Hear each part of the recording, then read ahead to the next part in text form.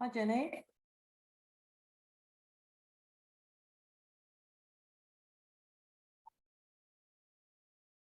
And can you tell me if you can hear me? Yes, I can hear you, yes. Oh, cool, because Zoom was telling me it wasn't working. Good. I need to check what email address I've got for you, because I sent it to a Gmail or something. So sorry, me. Hello, sorry, I was just reconnecting to my speaker. That's all right. So, yeah, no, I'm fine for you to send it to Gmail, but I didn't get that link through my Gmail. I just checked, weirdly. Okay. You sent the Robin recording to my Gmail, and that came through.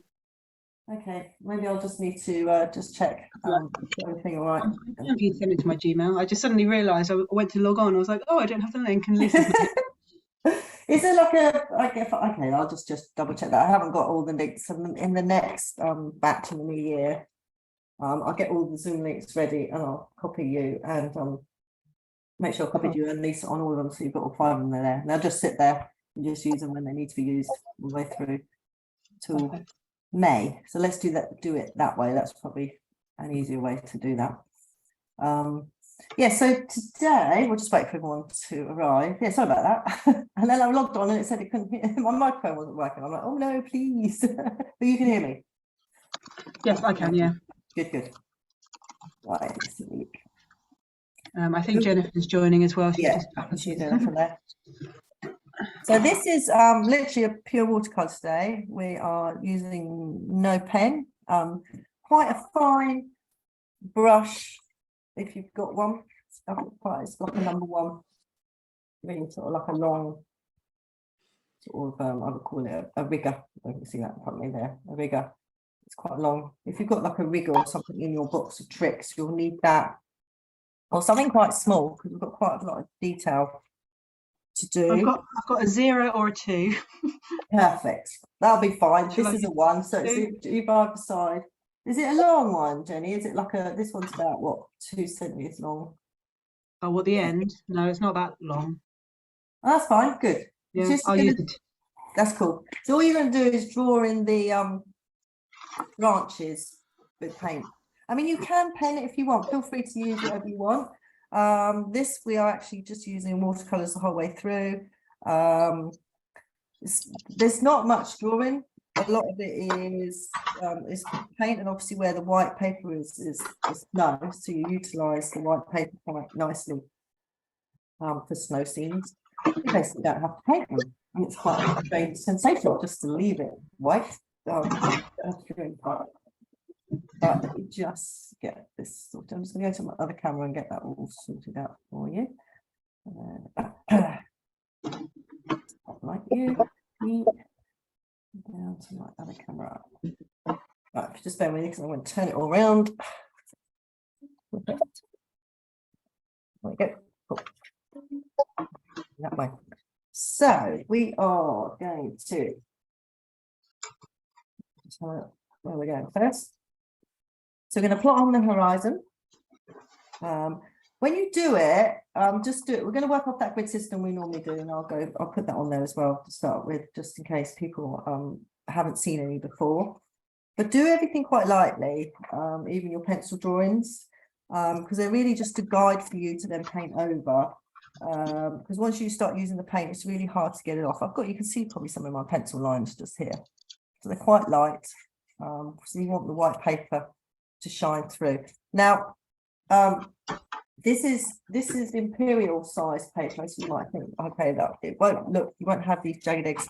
A4 bit of paper kind of sits like that, so it just fits inside there. If you want this kind of look here, you just don't take your brush all the way to the edge of the paper. I'll be working on A4 paper when I do that. Yeah, we're just going to draw in the trees, just so you know where they are, and then a bit here at the front here, so you know where that all is ready for when you paint. You've got it all planned out.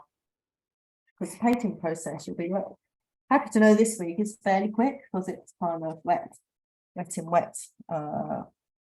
This is wet, going wet, dry that, hoping that's dry. If you have a hairdryer nearby, fetch it if you know where one is. If not, hopefully that will dry by the time this is dry, and then we're going to go in, we're going to work over with that. Shall I grab it now, or can I grab Yes, it? no, when we go grab it now, that's fine, don't need to do that now.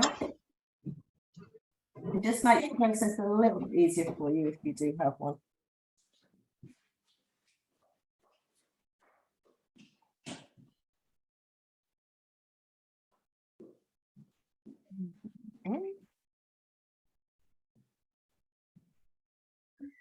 Oh, Paula's got one. While you're grabbing your hair dryers, I'll just read out the grid that we'll work off that you guys will already have on your paper. Ready to rock and roll.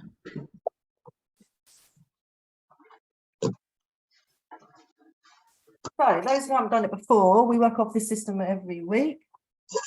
And then we plot off this system all the coordinates that you can carry on and draw. But feel free to freehand it if you want.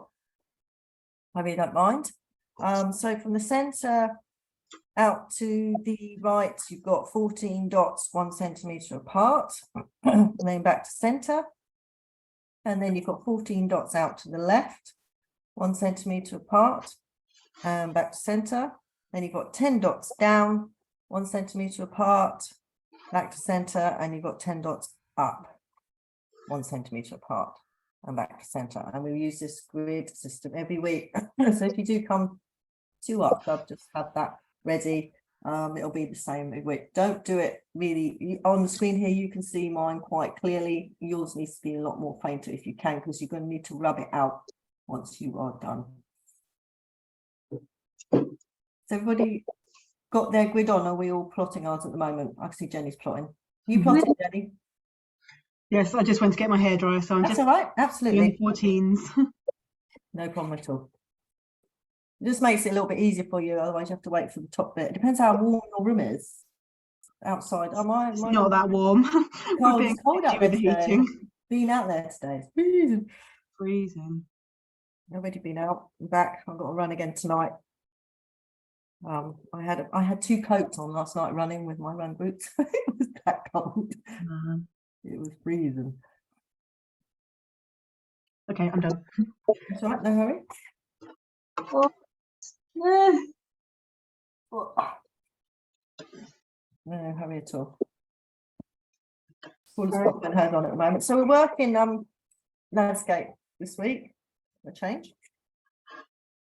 Paula, you're still plotting yours on, mate? I am, yes. Okay, no worries. Don't worry about it. Just finishing up. No hurry. And so we'll work off this system every week. Every time we do art club, I will use that system to plot everything out for you. I'm just working on the artwork for New Year. Obviously Valentine's February month will be something to do with Valentine's that you can change if you don't want it to be romantic. And, some people just go, but you can make it romantic as well. Nice. Cool. So the first simple one we're going to do is we're going to plot in the horizon line. So when you do artwork, generally, any piece of artwork, you don't normally put your horizon line across the middle of the paper. You can if you want it to look kind of, I don't know, abstract. It's not normal to do that. You normally either take your ruler above the middle of the paper or you take it down. So this time we're actually going to take it down. And we're going to slide our ruler down to the 3 centimeter marker. And we're just going to draw ourselves a line straight across. And that is going to be our horizon line.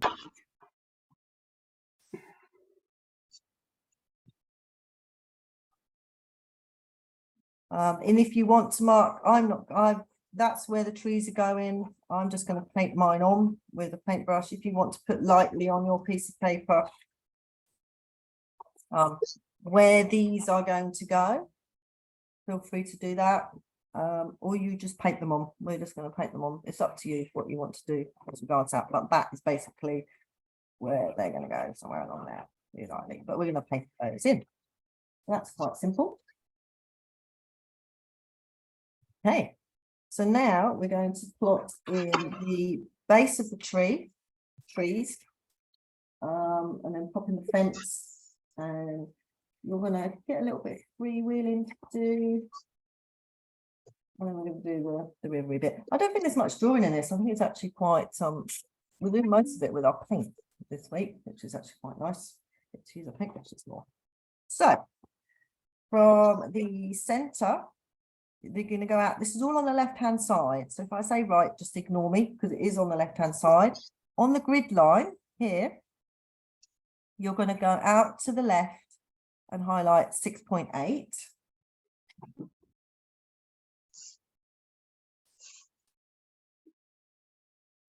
It's nice to be able to talk this week. Last week we were quite right, and then you're going to slide your ruler along. You're going to highlight 6.3.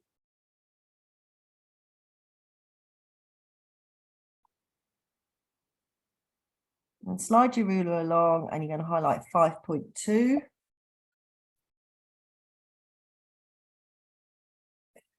And then slide it along and highlight what we got here, 4.8. Very skinny trees. They are actually tree trunks. But you can change them, you can do that. This is just where I'm working with my trees. Okay. So slide your ruler down now to so below the grid line here, you're going to slide it down to the 2 centimetre line. And we've got 4 markers to put on that one as well. So you're going to go out to the left 7.3.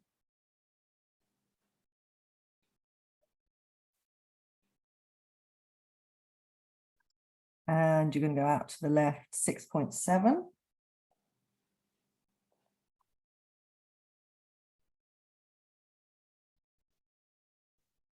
Go out to the left 5.8.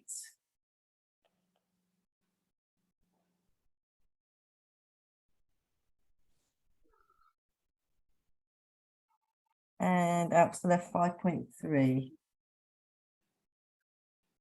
They're quite close together.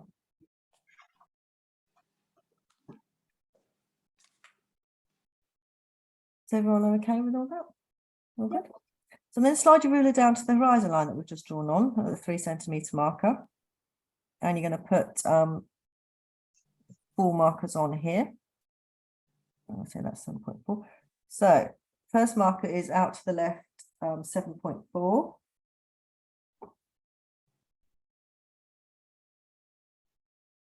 And then 6.8.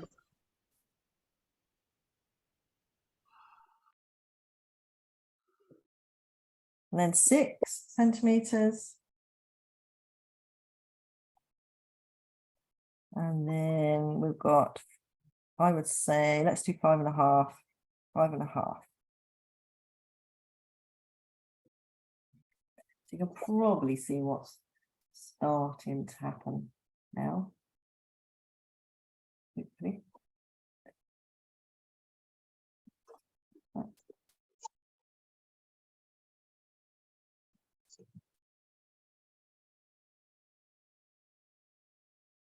So I'm just giving you like the parameters of where the trees sit, and then you can start to add your own things. So these ones are just the odd ones at the bottom, so we can get the bottoms of the trees on the page. So the first one here, we're going to work on this one here. So it is down 3.8 and out to the left 5.6. Down 3.8 and out to the left 5.6. Do yourself a little marker.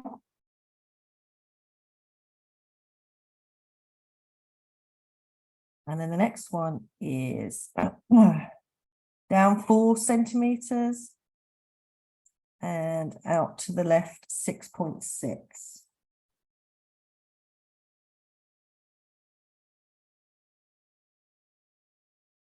6.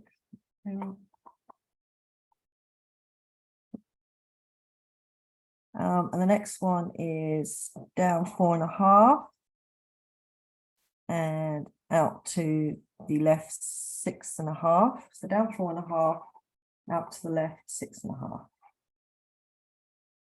Mhm. Mm. Mhm.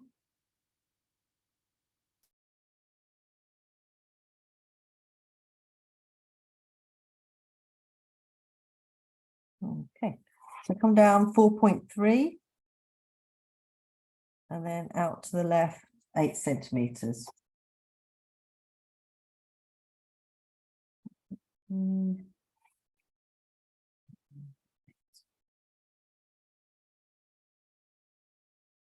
Okay, so this is the base of the trees. We'll just plot it out there. Doing okay all with that? We've got all those on there. Yay. Right, so we're starting to build the picture here. So these are the dots I've given you. Now, feel free to do your own style tree. I've just given you the dots so you can kind of see where the base of the trees come. You can put the fence yourself behind the trees there once you've got the trees on. Just freehand it and decide how you want to do that. Did you want me to zoom in a little bit more, or are you happy with it like that? Jenny, do you want me to go down more? Yeah? Sorry, I was just wondering where the left branch is going into on that dot at the top. Oh, let's go through the 10. Then. Yeah, that's a 10 centimeter marker. You want me to come down a little bit more, or are you right with it like that? Yeah, that's fine. Cool. So just as long as it looks a symmetry, it doesn't have to look exactly like my one.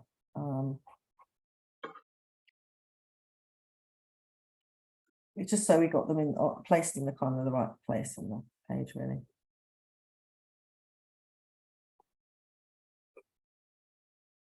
But as usual, feel free to change stuff, do what you like with it, really. Did you manage to finish your bird one? Not yet. That's a So, Christmas job. yeah, well, I did get all my paints out, and then I started packing the dishwasher, and then I ran out of time. I had to pick up my daughter from nursery. Yeah, it's a bit distracting. When do they finish school? Well, she's at nursery, so I don't know. She's constant. Oh, do they just keep them there and they don't have any breaks? Mine finishes next Friday, Okay. lunchtime. Oh, that's lovely, isn't it? The teachers And we've do got that. the rail strikes, and he goes to school. It's 10 miles away by train. And so it's pretty much the whole week, because even though they're not striking every day, it has a knock-on effect the next day, so you don't Oh. get trains. And I'm away for 2 days with work in Manchester. Just No. peachy. So how's he going? Oh dear. That's a good question. I haven't worked that They've one out yet. added another one. They added Christmas Eve in, I saw. Oh, I heard. Yeah. And they're all trying to get home from uni. We've got to go pick my son up. Otherwise, they're going to. I mean, they can stay there. It's not a big deal, but it's not particularly. You just think, really, one time I'm going to tell you to get out. I know, after what everybody's been through, and just, I don't know, I've got no sympathy. I must admit, I haven't no either. sympathy. It's just like, yeah, exactly. There are people who, there's worse thing, people worse off than they are. And I know they have to do with things, but they say they're not choosing Christmas. It's like rubbish. Yeah. Yeah, I completely I think agree. so. Apparently, I heard from somebody, apparently all their families get free rail tickets and all sorts of stuff. So they get massive packages, really, if you add it all up. But never mind. Debbie, do you have the actual final picture that you could text me on phone? Because I like to refer back to it. This actual one. Yeah. Yeah, sure. Thank you. If any of you want it, just let me know. Just WhatsApp me and I can flick it over. Round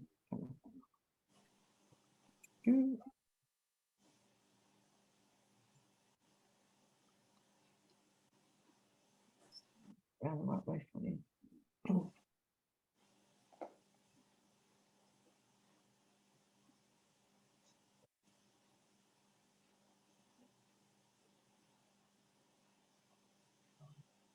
Good. Thank you. That's okay. I mean, just a cheese doesn't have to look. So how have we got our base tree in and our little fence? Just do your fence. I've done my fence different. Just needs to look like a rickety old fence behind the tree. I've done it differently on this one here behind the scenes. I've just popped in a rickety old fence that goes around the trees. Doesn't have to look exactly like my one. There. You don't have to get into it if you don't want to. But what you are going to do now is you're actually going to pop it in the tree, number 1. So you're going to work on this tree, this front tree here. So I plotted you up to about here on that one. So you've gone up, this is the horizon line is there. So I plotted up to about there for you. So don't worry about that one yet. We're just going to work on this other one, this first one here. Doesn't have to look exactly like mine. But when you do the smaller branches, as you get further and further out from the tree, just sort of do these little lines that come off each other. It gets thinner as it goes out. If you want, sometimes it helps to draw a circle, but kind of this tree sits inside that tree and they create this kind of whole circle in themselves. This whole picture is, I would say, kind of like a little circle up here. But anyway, pop that in, take your time. This goes up almost, that's like 9 centimeters up here. This goes out to the 13 centimeter marker here. And you can just see it goes shy of this tree. That is, we've just drawn the bottom of here. So that's like the 4 centimeter marker there. So they're like the parameters, if that helps you plot it out. Just take your time. I mean, I would personally just take this line all the way up. That's about the 4 centimeter marker there.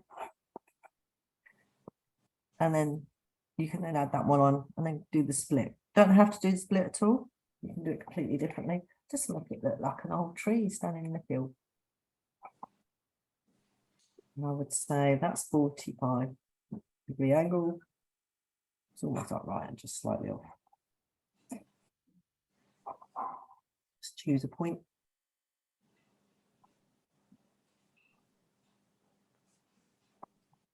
I just love drawing trees on my exam papers at school. I just get told off. I think they're really nice to doodle because there's no set way. You can just doodle anything. And you just keep on adding branches, branches, and branches. You were destined to be an artist, Debbie. Sorry? You're destined to be an artist. I do remember geography paper. Get told off. Drawing all up because I'd finished. I was like, okay, what am I going to do now? So that's why I like geography, because I used to like human biology and biology because you could draw. You used to have to draw lots of especially human biology. You have to draw the eye and all sorts of things. And my friends used to spend hours revising to draw the eye, and I just sit there and draw it and label it. Like, how can you do that? I was like, well, it's in my head. I could just draw it. And that's why I like geography as well, because it was physical geography. So you used to have to draw lots of diagrams. So I used to quite like that as well. Anything where I could draw something, I was quite happy. But yeah, I did actually get told off that because it was like it was a mock exam, I think. Oops, okay. He wasn't that impressed with my tree. They fit perfectly up the margin on an A4 piece of paper when you're doodling away.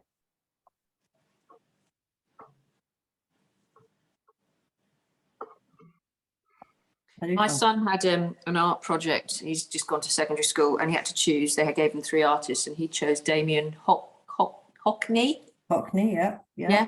And he had to talk about it and then he had to replicate a very similar picture. So he used the collage. No, it's not collages. What's he call it? Joiners.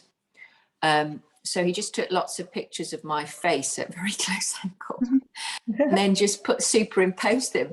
It wasn't very flattering for me, but it actually did look quite like what David Hockney had done. Oh, wow. Okay. That sounds a really nice process, actually. Mm. So what did he do? He took pictures of you and then cut them up, I'm assuming. Yeah. Squares or just random shapes? No, he'd just like maybe take a picture of my cheek and then side of my face, and you kind of make up a face, but it's very abstract. Yeah. And it's really hard. I will say it's really hard to do abstract. I mean, try and do it. I've done it before and I struggle with it. I find it really right because you want to make it look like it's supposed to look, and it's can you see that? oh yeah, wow. Oh wow. You see it, everyone? That's Wow. really good. That is really, really cool. So it's almost like cubism kind of Yeah, technique that he's used there. I Yeah. love that. That's really nice. yeah. I think The, so. thing, the teachers don't think about because we had to print it off, and luckily I've got only because the oncology team gave it. We've got one of these really small printers, so it comes out at a very nice size. Yeah. And then you've got the ink cartridges. So I ran out of ink, so you have to go and get the ink Oh cartridges. my. And Did they do it at school? this is for school, yeah, but you can't leave it to the last minute because No. you've You don't got have to. the equipment. I think several schools at the moment, they are lacking, a lot of stuff. I did give a lot of my mum had a lot of card making stuff. I mean, a lot. And I did take a lot of it. I've got a lot of the paper because I do a lot of collaging and do collaging workshops. Because I love a bit of collaging. Also, it's the most relaxing thing to do, ripping up paper and sticking it with Mod Podge glue. So you feel like you're a little kid again. But you can get some amazing, like you can almost make them look 3D if you do the pieces small enough and do different colours. So my mum's got lots of paper, so I kept all that. But the cards, I was never going to make cards. I haven't got patience to sit.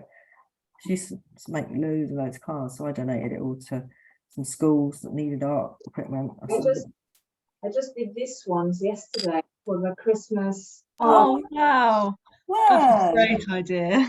What were they, Paula? What was that for? For the Christmas party on Saturday for Sanofi. I've been charged arts and crafts area. Hey, Have look some- at those. Oh, are you two both going to be there on Saturday? Sorry? Are you two both going to be there? I am going to be, yes, definitely. Jennifer?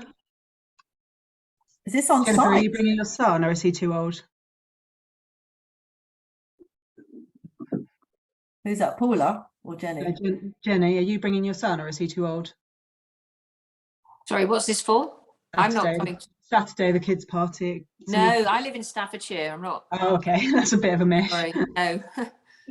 Oh, well, I'll see you on Saturday, Paula. I'm bringing my 3-year-old.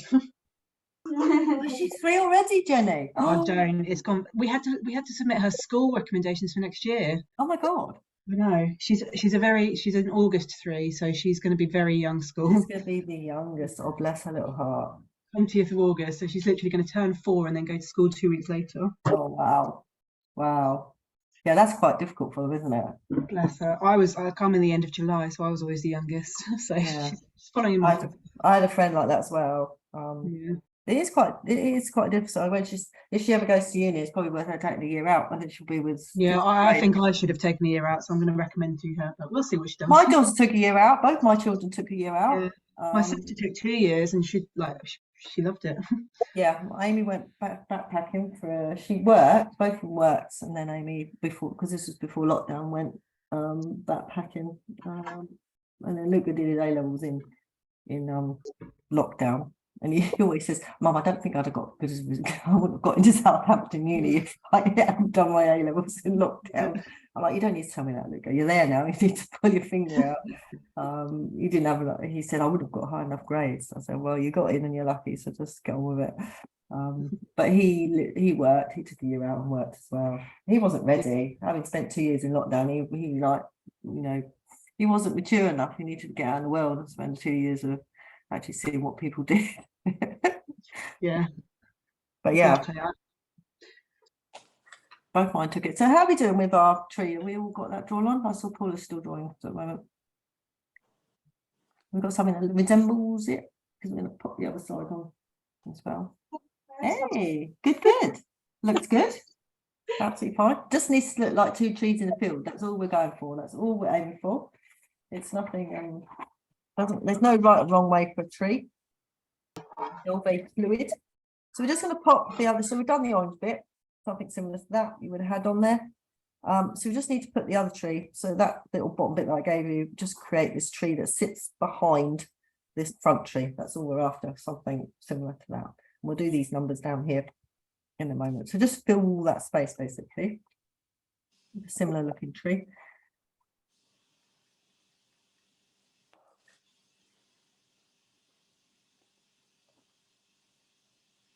I'm just drawing behind here. But yeah, I do advocate taking a year out of uni. Both mine actually went a lot maturer. Amy now, obviously, all the people she's at uni with medical school are a year younger, but they all look up to her. I just think she has that extra bit of maturity, having backpacked and having worked. She now works as an HCA as well in a hospital. She's so funny. She said, I only pick Sundays. I said, why is that then? Because I get what she says, gets £120 on a Sunday, but if she chooses any other day, it's like £70. She says, I'm not working. They're so naughty, aren't they? I just said, you're naughty. They need people. She said, yeah, but I've got to study. I'm like, okay, forever. Isn't it funny? I had a year out, and you feel like you're so much older than everybody else when actually it's a few months, isn't it? And as you get older, that year seems so pathetic. But in those days, even when you're in your first year, you're looking up to the third years and you think, oh, gosh. I know.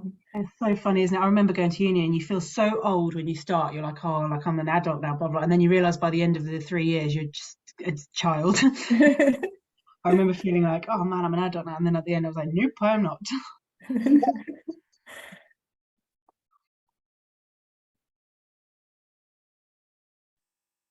Yeah, it was a strange one. I'm pleased both mine took a year out. They needed to really. Amy's course is, well, she doesn't stop now till, well, she's got to do F1, F2 if she gets that far. But pass each year, bless her little heart. I just don't think my son would have been ready. He just wouldn't. Just in every aspect of life. Just even, thankfully, he worked in Waitrose warehouse a bit, and he used to, if you got 6 red marks, you got fired basically. He ended up with like 4, but he got involved with this guy that taught him how to, because you'd have to clean the machine apparently. What it was Waitrose warehouse, and he'd get the food, and he was loading up the fresh trolleys or the frozen food trolleys. And this friend he'd made at work, in inverted commas, had taught him how to cheat the machine basically. And he decided to give it a go, and was giving it a go, and then obviously got caught, and then had to tell us. I'm like, look, you don't think the people who invented the machine wouldn't have thought that you guys would think of a way that you could actually cheat the machine? And he said no, but the other guy got sacked, but I was lucky I didn't, because he said, I think the supervisor liked me and realised that I'd been duped into doing this. I said, yeah, well, actually, you are very lucky. You did not get the sack. And he used to get told off for getting caught chatting to his mate in the coffee room. I said, look, this is the work environment now. It's not school. Completely different. And he did eventually not get any more. So he survived with 4 red marks. And then he left eventually. He said, I want to have a couple of months off to get ready for uni. This was like, I think, March. He was due to go to uni, obviously, in September. And we're like, well, why don't you just work all the way through? Anyway, he left, and then he got bored. So he went to work on Morrison's, and that taught him a whole new different. He liked that because I said, how was work? He said, oh, I come. He said, it's nice. He's working 5 p.m. till midnight. And he said, it's nice because people come and ask me where things are in the shop. I get to talk to people. And then at 10 o'clock, when the door's shut and the public aren't in, we're allowed to have our music on. Those things in their ears, those iPod things they stick in their ears. So he was love it. How funny. He used to go ride his bike home at midnight, because I said, I'm not picking you up. You need to get home. I could see him on my phone where he was. He'd trundle on home. Yeah, they need to do that. They've got to survive after spending 2 years shut in his bedroom. He needed to learn what it was in the normal world. How funny. He used to get trouble at school, so that's nothing unusual for him to get in trouble. Just he's not naughty, just naughty. Never mind. Whereas my daughter had nothing. In the end, I said to Luke when he was at senior school, I said, look, because he used to get the bus home, Jenny, and so one day I just said to him, look, I don't want to know, but I'm not. You've had three strikes now. I'm not picking you up anymore. And Amy said, he hasn't got any money to get home. I said, I don't care. We'll have to work it out. and he was like a good. So he came home on the train, and Amy said, "How did you get home on the train? You don't have any money." I said, "He said, I know. I just hopped on." And Amy said, "Well, if he gets a fine, he'll get." I said, "If he gets a fine, he'll have to pay it." I said, "But he didn't do any more." I didn't hear about it. I just said to him, "If you've got any sense, you'll get your detentions at lunchtime, so I don't hear about it." And it was some silly things like giggling in a class. He was just an annoying child. Naughty, naughty, naughty. Anyway, how are we doing with our trees? He's a lovely boy now, bless his little heart. He's not settled down. I saw him, it was his birthday recently. We went up in Southampton on Sunday, and we had to get him out for dinner. So they have to go through these little stages, don't they? Find their way. Well, my son was evidently pushing somebody in the playground because they picked up his bag and he didn't like that, so they got into a bit of a squabble. Oh, and so I was like, oh god, don't say anything, don't say anything. And yeah, but then I thought, do you know what, he's got to be able to stand up for himself. And absolutely. I said, does this go on all the time? He goes, God, yeah, I mean, it's over 1,000 boys, you're going to get these things. So Yeah. and I hear what my other friends have, gone through, because my child is a lot younger than my peers because I'm a lot older than they were when they had a child, and their kids always turn out nice. So I just think, oh, it'd be fun. Yeah, it's absolutely. My son went to an all boys school, and one day he said, "Oh, can I have my football shin pads?" I said, "Why?" It was his birthday. He says, "I need to put them on my arms." I said, "Why?" He said, "Oh, they'll come up and punch me." I said, "What?"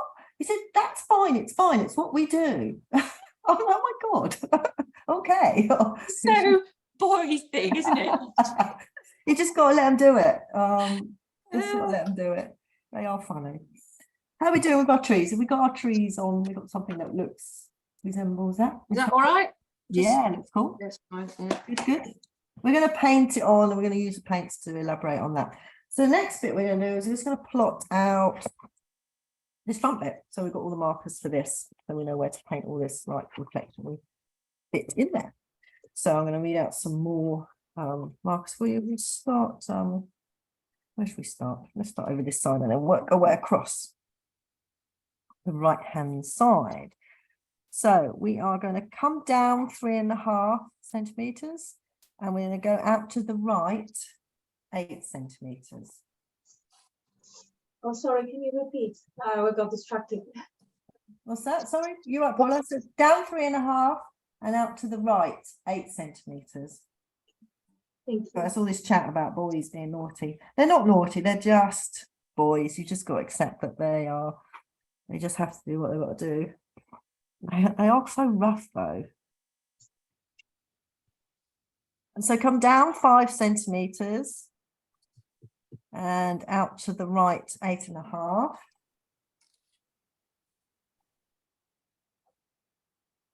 And they're so different, having a boy and a girl. I didn't hear, Amy's the eldest, and I never used to hear anything from her school. Yeah, I'm one of 3 girls. So then when I was talking to my husband when we first got together about him and his brother's relationship, I was like, you guys are weird. Boys are weird. Boys have just got this thing, I don't know. Amy used to cringe. I said, oh, in the end, I just said, look, I don't want to hear about any of it, unless the teachers ring me, which obviously you've done something really bad, just get on with it. And they haven't got to the stage where the last day of senior school, where last year of senior school, they won't buy new trousers. They think it's trendy to have like 4 inches swinging in the wind and their arms up here and holes all in their jerseys, because they won't change it. Like, oh my God, you look like a hobo, but they won't do it. Right, so down 4.2 and out to the right 3.3. So down 4.2, out to the right 3.3. But yeah, they all turned out lovely. And they have to learn to stick up for themselves. It's just how it is in a boys' school. They are brutal, really brutal. So down 4.5 and out to the right 2.6.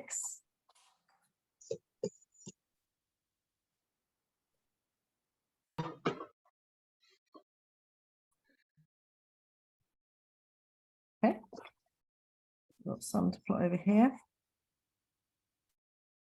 So depending on where you put your fence, you might find your fence is in the way, but that's absolutely fine. You're going to come down 4 centimeters And you're going to go out to the left 5 centimetres. Should be pointing near your little fence.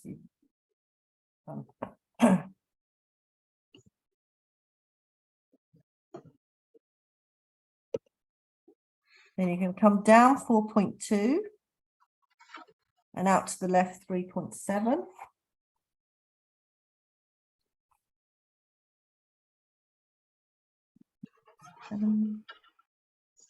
There.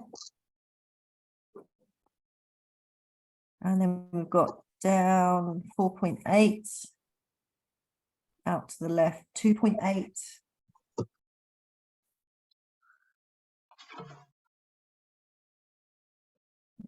Okay. Okay. Then you're going to come down 8.2 and out to the left 1.6. Sorry. That's all right. Down 8.2. What was it? 1.6. Yeah. Right. I'll just put that on and then I'll take this. Sorry.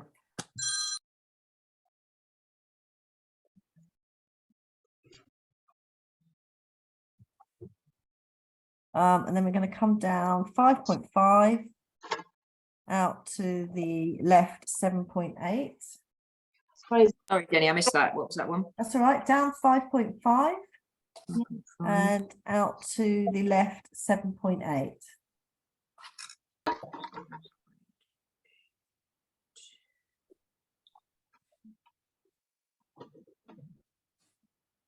And I've got one more. It's down 5.4 and out to the left 9 centimetres.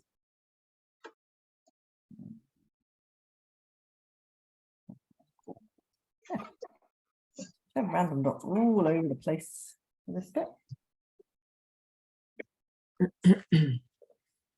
Sorry, out to the left, how many? Sorry? Out to the left, how many? 7? 9.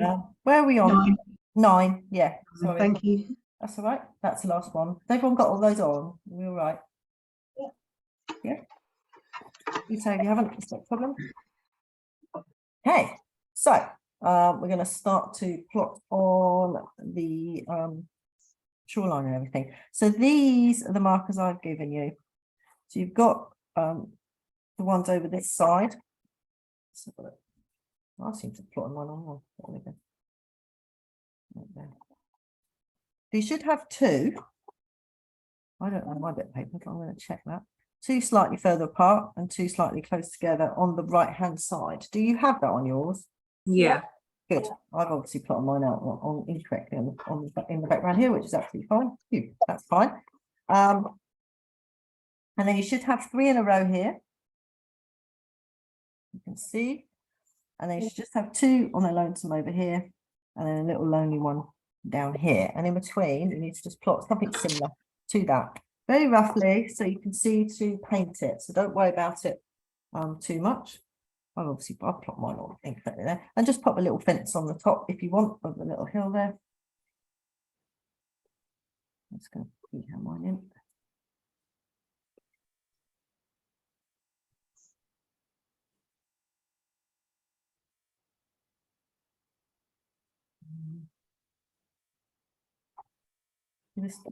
These kind of join up, these 2 dots here through the 4 centimetre marker here on the line there. That's any help with you, approximately. And then you just got like a thin, you just need like a little river bank of brown so we can divide up the snow and the reflection. And that one joins up with that one. So when I do it, I kind of join the dots up first with some lines, and then I add in the detail afterwards.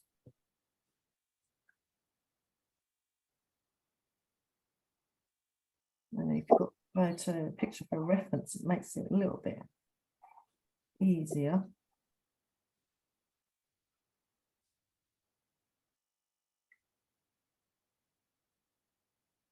So January, I haven't quite. January is the kind of, I've got something for February in my head. January is like an odd month. I have got something. But if there's something particularly you want, you three, you can send it to me in the next sort of few days. I'll be working on the weekend, all of the artwork all the way through.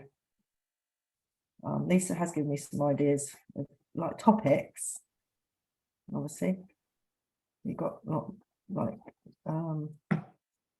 March. We'll probably do some. I can't remember what I've got exactly. But yes, if you want January is the only kind of odd one. But I have got something. But if it's something really particular you want to do let me know. It's a picture. That part on the left side, what do you have, Debbie? Oh, sorry, this way. That scribble. This is literally so I knew how far to take out the paint. Okay, I see. So you can put it on or not put it on. It's really up to you. It's just for guidance, really. Just put everything quite lightly on the paper. Just so, and actually I'll show you what I'm going to do with mine in a second. I've drawn up here. I've actually got now the pencils on, and now I kind of rub it out. That makes sense. I think did we do that last week? I can't remember now. Yeah. My HP pencils are quite heavy, so I kind of like to. I did have. I got my coffee rubber out. What did I do?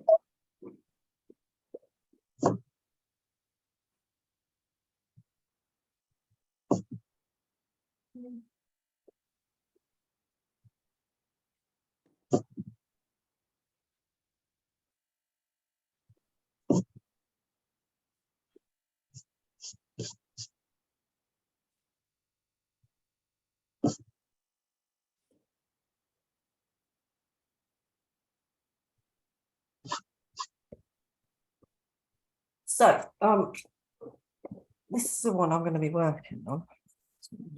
Is everyone okay with all that? Yeah. Pieces on. So this is the one I'm going to be working on, and it's quite heavy. The pencil mark, so I'm going to take some of it out. Now I have this thing called a putty rubber. A normal rubber will work just as well. These are a little bit more forgiving. But you have to keep them wrapped up, otherwise they dry out. And you can mold them. You use them for drawing because you can mold them into funny little points. So you can kind of rub. It's almost like plasticine, so you can mold it, and then you can rub really detailed areas out. But the nice thing about them is you can almost kind of just scrape them across some drawing. They just lighten up the pencil. It's not too harsh. Equally, if you don't have one, please just use your normal razor. Very, very loosely hold it. I'm actually going to rub this bit out. I don't want that on there. Should we take out the axis now? Yes, tidy it all up, have it all kind of looking like that. I've obviously faded it now because that's how I want it when I paint it. Yes. And so you need to kind of almost have it so only you can see the pencil lines. Because we need because once you paint over it with watercolours, it's very hard to rub it off once it's covered. And if you do have a putty rubber, just always wrap it back up again. In which little wrapper it comes in. Oh, I've got two in there. Like that. I have one. It's very, very dirty. You might be able to pull a kind of manipulate it to pull it apart and sort of turn it around. It's like plasticine. It's really weird stuff. If you have got one, they are good to use. Yeah. They do get mucky though. I don't even know if you can clean them. I think you can clean them. You have to just rub it on a piece of paper. If you just rub it on a plain piece of paper, I think you'll find you should be able to clean it. Yeah. Have a go. This was when I was using like chalk or something to. Oh, it's got really mucky. Yeah. They are good to have though, I will say. They are. Yeah. I found one. I had one in a little box, which I was going to show you, but is it here? I'll put it here to use. I've got a nice little box. It was cheap at Amazon. It comes in a little box. They just need to be kept. I suppose damp. It is like a bit of plasticine. Right, let's just clip all this up. Yeah, so tidy all your picture up. So we literally have Rub my trees out. I don't want them on. I tried doing that with my normal rubber, and I'm just smearing my picture, so I'm leaving it there. But I've rubbed Okay, out. yeah, no, do. Rubbed out the grid. Is it if you kind of really hold it really gently, Jenny? Yeah, I think I've just got a very dirty rubber. To clean your rubber, you just need a blank piece of paper and just rub I don't. rub bits off. They do get mucky. Yeah.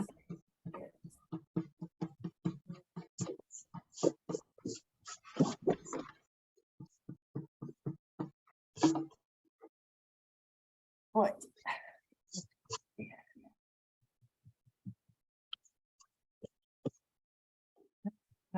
Now there's two on the trees here. There's some little bits of white. Now you've got two ways of doing that. You can do it with some little waxes if you want, or you just don't have it, or you can just, if you use white watercolor, it doesn't genuinely work. You have to go over with this stuff called gouache, which you might have, or Paula might have it. Yeah. Yeah. Oh, you got a little art shop there, mate. Yeah. It's not transparent, so you can go over the top and add snow. We use it in our club, we use it for fur. It's quite nice to do fur. So you draw something in pencil, and then you go with a little paintbrush and you go over with white gouache. They do that a lot with watercolors. If you look at fur or feathers, people use white gouache to go over their stuff. So that sorry, just move me. Did you say to use wax or not? Wax is this. Yeah, hang on a minute. I just need to go and get mine. Sorry. There you go. Sorry, I was moving my computer back. Turn around. Yeah, so if you haven't got a professional wax resistor, just a white wax crayon out your kiddie's box will work.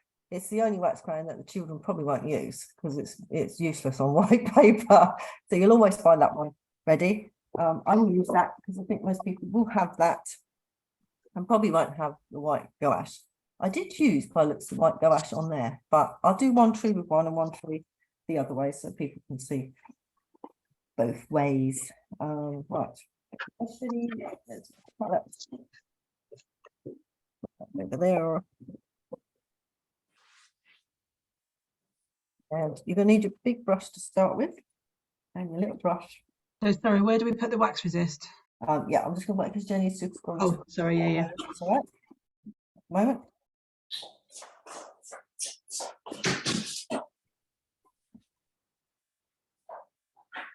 So with the gouache, Debbie, Yes. it's on the palette.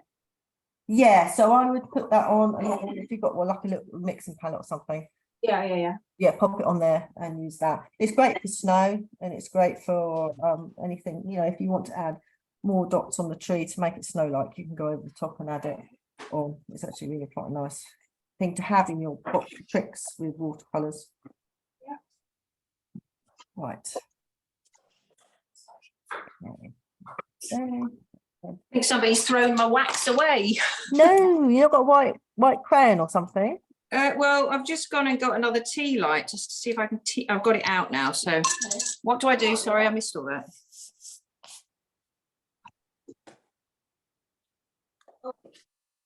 Oh, I can't hear anything. No, it's all right. You haven't missed anything, Jenny. We were waiting. That's right, you haven't missed anything. We'll just wait for you to get your. Oh, sorry. Right, so that's all Yeah. right. So on the trees here, if you have what a wax resist, you can just put some little white areas with your wax crayon, and it will resist the paint. You can add some on the bottom of the tree. If you've got the gouache, you can go do it afterwards. So I will do one tree with one and one tree with the other, so you can see the difference in that. So this one over here, I will add the wax resist. So just try and think about where the snow would land, and just use your squibbly wax crayon and pop it on. Once it's on, it won't come off. So don't be too formal with it. It's supposed to look like nature. But you don't want to be too formal, and that's it. So these things you'll always find in your kiddies box because they can't use the white on white paper. It's the one wax crayon that's always left.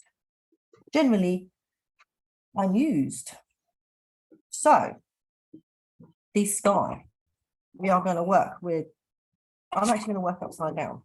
I find it's easier to work upside down because I can get to it. So it's wet in wet. So we're going to drop in some yellows and I'll tell you what's a blues. And then we've got this indigo colour, but you can use Payne's grey mixed with a red or something if you want. If you don't have, who do you have indigo, all of you? Possibly not. It's not a standard one in a box, so you might not have it. I'm working with my my pen brushes. Are you using your, what are you using, Paula? Are you using your felt tips to do this? I'm using this one, the you know, the Oh, yeah, paint yeah, yeah, the brush pens. Cool. pens, yes. Good, good. That'll be interesting. We'll see how that works. You can do the gouache over the top. That's perfect then. Because they don't work with the wax resist, I don't think. Can't remember. Because it's ink based. They Yeah. might not like the wax resist. So that's actually good you've got gouache because that would work better with those. I've got intense blue. Is that all right? Yeah, perfect. That is like a phthalo blue. Any blue, doesn't matter. Sky, a kind of skyey blue. If you might have cerulean blue, have you? Or cobalt blue? Oh, I've got, yeah, cerulean blue and cobalt blue. Yeah, so I would say the cerulean blue because that's quite a nice blue. And then Okay. you've played it down. Then you've got the yellow. So we're going to do yellow here, blue up here. We're going to merge. And then we're going to add in this kind of skyline of trees. I'm going to use my palette to mix up the skyline of trees. You can do the trees with indigo. If you don't have indigo, you can use Payne's grey with a little hint of a red, Windsor red or something in it. It'll kind of not too purpley, kind of it'll be more like a warm winter colour rather than a cold, which is what I've got on here, a colder winter colour. But basically we're going to get our brush water and we're just going to wet up to the horizon line. Quite a lot. Is it quite a lot? You can see that. There we go. There's all my water on there. But not the tree. You can go over the tree. It doesn't matter. We're going to paint the tree on top. So ignore the tree. Go right over the tree. Don't worry about the tree. We're going to paint the tree in. That's why we need it to dry. This is when you find out whether the quality of your watercolor paper. It shouldn't wrinkle, hopefully. You're going all the way down now? Yeah, to the horizon line there. Yeah, but, and then, sorry, up to the... Yeah, so wherever you got up to your page. If you want it to look like this, then just up here, you don't want it even, then just take it up to there. You'll see once you put the, but it needs to be wet. So yeah, just swish it across quite loosely. Don't worry about it too much. It needs to be just wet, but that nice crystalline needs to be on the horizon. Because when we get to this part here where the river is, it needs to be white. So we don't want to lose some of the white paper. You're going to choose a yellow. You've got cadmium yellow or Gambo's yellow. I'm going to choose cadmium yellow. I'm just going to put... What type of brush have you got? What number? That's a 12, size 12. Oh. It's quite a big one I'm working with at the moment, so I can swish across. So the bigger the better, Jenny. Did you say you're using cadmium? Yeah, cadmium yellow. Okay. So if you've got the big brush, we need big brushes for this part. With hopefully it goes to a point so you can keep that horizon line. We will be, don't forget, we're going to be putting trees over this cadmium yellow, so we need to see it coming out from below. So you just pop the brush in the water, pop it on there, and then go over. Yeah. So water like that. Yeah. And then once you've got the water on, you just plump your brush into the yellow, and then pop it on here. It's damp, so it should just flow. Yeah. Yeah. It's going to dry lighter than. And we go over the trees. Yeah. Yep, over the trees. Be quite loose with it. Just calm up like that. You need like a little line of yellow. When you've got your yellow on, you clean your brush and get rid of that yellow. And whatever blue you've chosen for your sky, I'm going to choose ultramarine for this one. And let's just turn it round now. So I've got it up the right way. I'm going to do the dark bit at the top. So I've loaded my brush now into the blue, like that. And I'm going to put it on like this. Sorry, Which blue do you use? Ultramarine blue I use. But you Okay, can so use phthalo blue, Prussian blue, cerulean blue. Doesn't matter, some kind cerulean, of yeah. sky blue. You can add a bit of, if you add a bit of Payne's grey to it, which is what that one, like that. If you want to make it more stormy, you add a bit of Payne's grey, and it'll make it a bit grayer and nicer. But you can see I'm just brushing it. Just let the watercolor do its work. It's not doing anything drastic. It's still all wet. It will just work with you, and you can just keep adding. I'll do most of the paint at the top here. Then I'll clean my brush and add a bit of more paint on. I'm going to dunk mine in a bit of Payne's grey as well. See what happens when it gets quite stormy. See, look, I'm just brushing it backwards and forwards like that. And as I come down, it's losing the paint off the brush, which is fine. Now I'm going to put it in there, in the water again, a bit more paint. And now I want them to start merging. I don't want green, so I've just dunked it in the water. And I'm just letting them merge naturally. There's lots of water on there, you can just wiggle it around.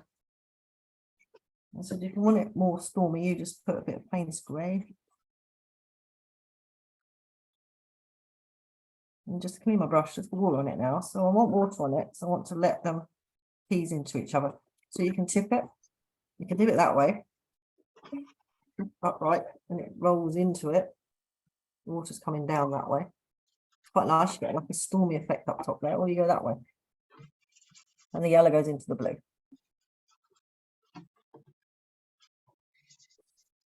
Then when you're happy with your sky, I'm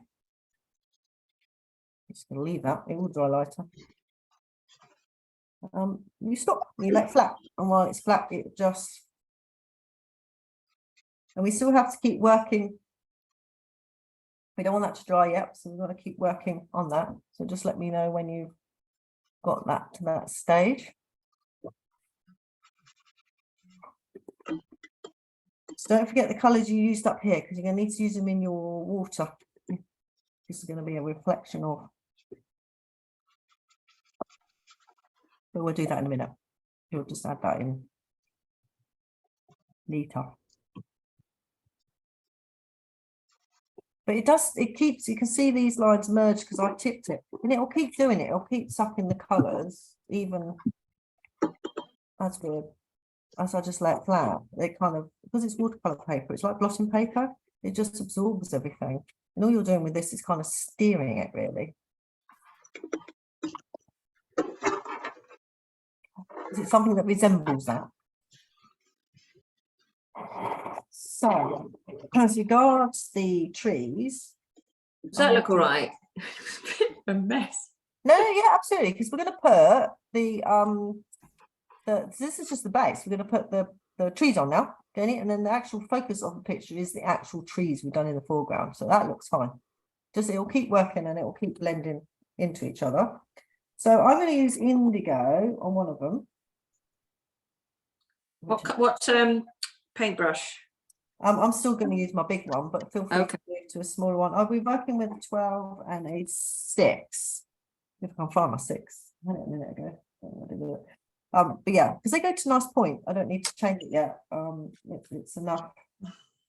So you've got an indigo. So I've just got an indigo on there. You see I'm mixing it on my palette here.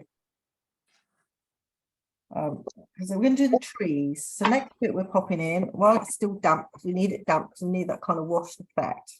Now I used indigo on this. Some of you don't have indigo. If you don't have indigo, I'm going to mix on here as well. You can mix in a Payne's grey with just a tiny hint of red. Get like this purpley grey colour. We want it quite watery. So they're quite thick colours. So I've just gone in with a damp brush to put in more water. And you just drop it in. So you drop it in from the bottom. Just drop it in at the bottom and let it go up the paper. Now this is indigo. My brush is a bit wet, I think. And we want different heights. So you just take your brush up different heights. Don't worry about trees because we're going to get rid of those. I'm going to go over the top of those. That's kind of the indigo colour. Get different heights, just wiggle your brush around different heights. And this is the Payne's grey one with a bit of Windsor red. You get kind of the same effect, all dry lighter. We want When you put it on, should I have wiped my brush because it's sort of coming in really dark? Wipe your brush. It needs to be clean. It needs to go in these little pots. So yeah, basically, I clean my brush. You always clean your brush, Jenny, and then Yeah. go in this very light mix, and then just drop it in there. Yeah. So mix up your colour. So basically, I'll get my Payne's grey, mix it up. That's quite dark. Clean my brush, and then go to the red. Mix that in, Oh, mine's just dollops of black now. and then you can take it off as much as you can put it in. So that's quite thick. So I wouldn't use that to go on the paper. I'll just get a damp brush here and I'll pull out a little bit of colour and then drop that on. How do I get it out? The damp brush, Mm-hmm. just a damp brush, nothing else, and drop it on. And hold it, and it'll pull it off. And then once you've got that off, you just go in and you just kind of go around with your brush, and you can always add more over the top. So your damp brush you can put on and you can take off as well. Oh, this is becoming very messy. It's not The working. water should just do the work for you. Well, it was quite dry. Okay. If it's dry, try a different method where you roll it. So you roll it. Now I'm losing all the yellow. That's all right. So you roll it up. So it's quite damp brush and you just roll it up. And just literally roll over the top of what you've got. Is it taking the yellow off? I'll If show it's you. taking the yellow off, just let it dry or dry it with your hairdryer. You see, it just looks rubbish. Where, let's have a look. You need to get that more damp, that's why. Yeah, absolutely. You need a bit more water on it. Because you need to let the watercolour paper do its work, because you don't have to do anything, it just literally takes it and it just sucks it up the page. So if you just add water on your brush and just roll over it with water, like so, just see whether it loosens it up a little bit. Because the paint's on there, you don't need any more paint, you've got plenty of paint on there. We just need to water it down, so you just need to go in with a damp brush. Literally, and roll it.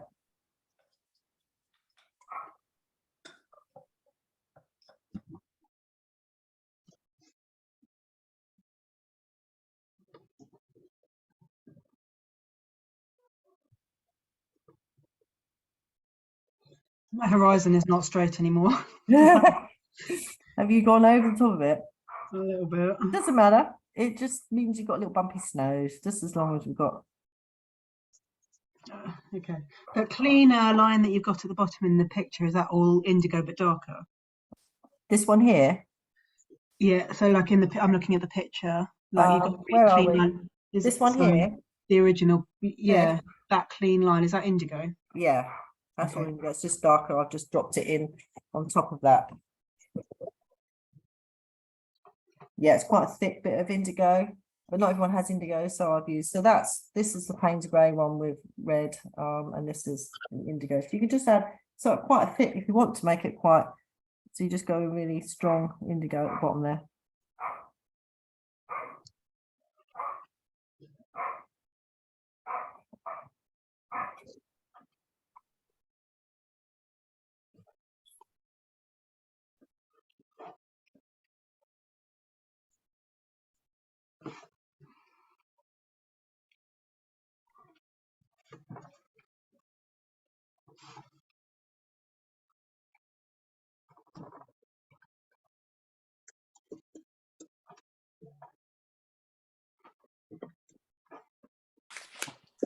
Right, yeah, it's quite so light. I'm talking quite a lot. This is quite thick indigo here, Jenny.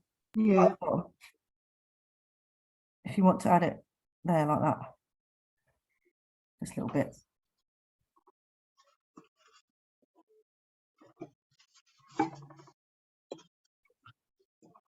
You can just add a bit heavier paint. How are you getting on, Jenny? Watering it down a little bit. Well, it's just, it looks like a blobby. I can't get So the. we need to. So you need to now get different heights in your line because it looks. Yeah, it doesn't want to do anything at that point. It's it still. just- It's just stuck there now. Yeah. Even if you add water. Well, I tried to add water and it just made it the line higher. Just doesn't seem to want to spread out underneath it. Is that I mean the top of the line? Yeah, you know where all the yellow is, that's bone dry. Okay, so the top of the trees is dry as well. Is that just kind of you just got like a straight line across? Yeah. it? So yeah, that's when you need to go over. You need to roll some like we did here. We need to just roll it up so we get different heights going. So you can go in with just now that's dry because this is dry here. You can just use the line here, and then you can just get your brush and you can just roll it and get different tree heights. It's kind of a watered down. So go over what you've got with kind of a different colour. So you get some different heights going in there. That's all you need to create because what you've got at the moment, from what I can see, so you've got like a thick line like that. So we need that thick line to kind of disperse a little bit. I'm just mixing up some more paint here. So, I mean, that's obviously still wet, but we need to get rid of that line. So we need to kind of start taking things above it to start to create a bit more of a tree line. It's easier to roll it because you get more of a abstract pattern. If you feel, I find it's easier than going like that. Getting it, you can do it this way. You can just create it up like that. But if you roll it, you get different heights a lot easier, and you get different kind of spread of the paint. Okay, I've tried. Have a go. Hey, that looks better. That looks much better. I don't know, it just looks a bit harsh. Just leave it because we're going to put the tree on because it's just be in the background. It's all Debbie, I've just sent you a picture of mine. When you get a second, can you just check if there's something I should be doing? Yeah, you just sent me one. Yeah. Okay. Yes, have a look. That's fine, Jenny. Don't move that. Is the horizon too wonky? Right, it just looks like your snow's bumpy. That's all. Cool. There's nothing wrong with that. It's fine. We need to just don't lose the white of the paper though anymore. So we've got the rest of that because the white is the snow basically. Yeah. So that's fine. Absolutely fine. Because the white, we just got to remember the white is the snow, and that's all we need to worry about when we're doing that. So we'll let that. Mine's been spreading like wildfire. I should have. If you find it's doing what mine's doing and it's going right up into the sky, just tip your paper and it will come back down. Gravity is quite nice with watercolours. It will come back down and it will sit quite heavily on this horizon line here. Mine was quite damp, so it spread right up there. But what we're going to do now is we're going to sort out.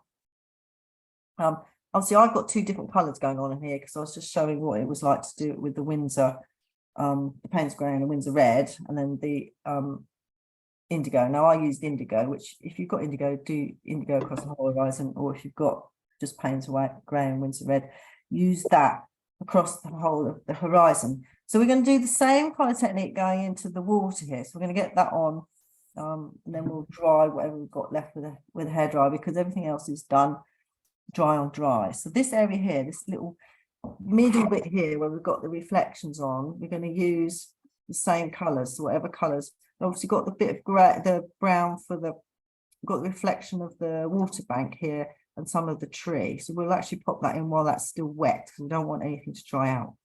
So we're going to wet this all again and treat it like we did up here. Add in the yellow for the skyline and then add in the blue for the sky. And then we're going to drop in the brown whilst it's still damp.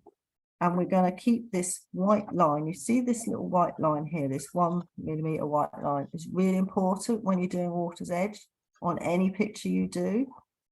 Try not to lose it. Should I wax resist it? Sorry, if Shall I you wa- want to wax resist it, if you're worried about losing it, please do wax resist it. If you've got gouache like Paula, she can get it back because she can pop a bit of gouache on and get that back. But it's quite important to keep that white line as much as you can. Doesn't matter if you lose some of it, but just keep most of it in. So what we're going to do is we're going to wet this whole area now, and we're going to work whilst it's wet to add in the reflection of what we've got going up in the sky here. So I'm just going to paint mine in. I'm not going quite up to the edge of my drawing. I'm going to leave a little bit of a gap in the water. And the same this side. Because this is the waters you're looking over on this bit, this can come right up. This is kind of snow edges. And this is the pond. We're just going to let that fade off down there. So it's not too much of an area you're going to be working in.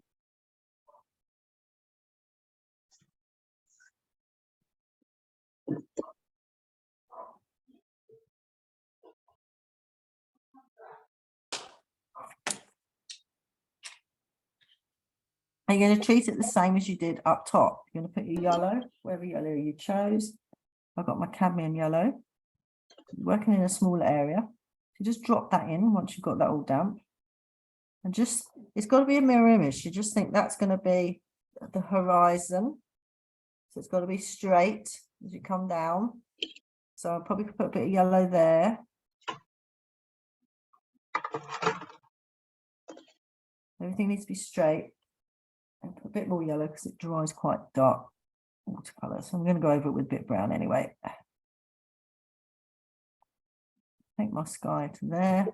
And then I'm going to use the blue I used, which is ultramarine in the swamp. And I'm going to put that here. I'm just going to bring that up. I'm going to put a bit of Payne's grey on mine as well. And let them meet each other.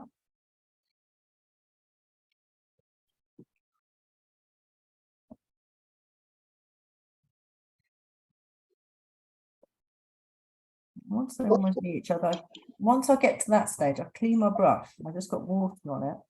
I take most of it off. And then I just let them meet each other. So you kind of let them meet each other and then let them absorb each other on their own. You don't need to do anything. Water will just do its thing. And then it just kind of fades off over here. It's the start of it. And that just comes off down there. Just let it, if it's not doing what it wants to do, you can give it a little bit more water or a little bit more paint. Just need to wait a minute. There's no hurry. I'm just having a bit of Payne's grey. Mine. A bit of indigo.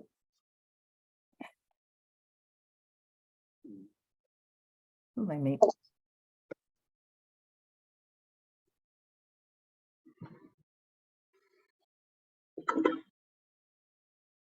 Dry lighter. And as you're working, as it's damp, you have to kind of not let it dry out. You need to think about, like, we've got the reflection of the shoreline into here as well. These little bits of brown. You just use a bit of burnt umber now and drop that in the yellow while it's still damp. We have to work with this while it's still damp. So it's burnt umber and a bit of indigo are the two colours for the shoreline. I'll just let that, just plop it on and just wait. You just have to wait and see where it goes.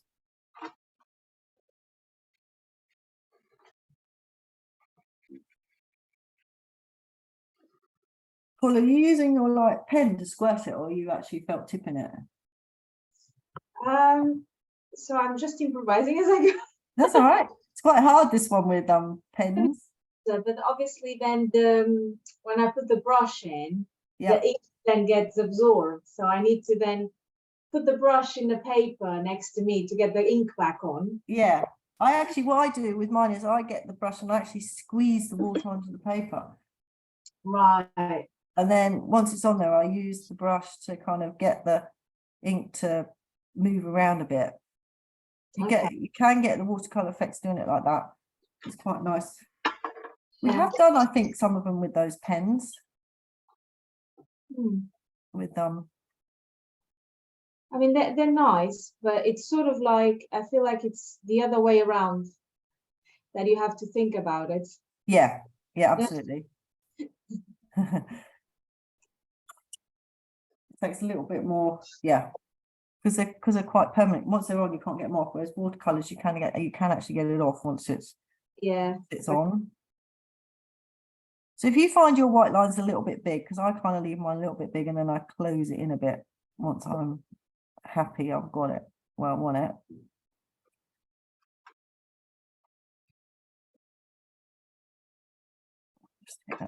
That's just reflection. Just think about the water. We haven't got the water's edge in at the moment, and that's the tree. You just think about what's above and what you can see. As I said, it dries lighter, a lot lighter. And this is just working across, just thinking about, that's the edge of the bank there. So I'll just do a little bit of reflection. I'll just drop it in and it kind of just does its own thing. It just kind of takes the paint and the water water just takes the paint, and I'm mixing it up with a bit of indigo and burnt umber, the two colours I'm using to create this kind of edge here. Dark bits and light bits. And let that kind of fade off. It's not many colours, we're not working with many colours, burnt umber, indigo. That just kind of just fades off into the water there. If you want it more watery, you just go in with a little bit of water on your brush. You just damp it on the edge of the paint there and it will follow it eventually. It's just a matter of waiting, and you can tip your paper. That does help as well.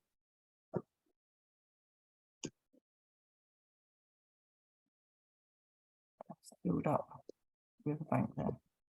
So this skyline should be really quite faded now. We shouldn't really see it in the picture. This foreground is where all the harsher colours need to be, because you have darker colours at the front and that background colour needs to be really quite faded.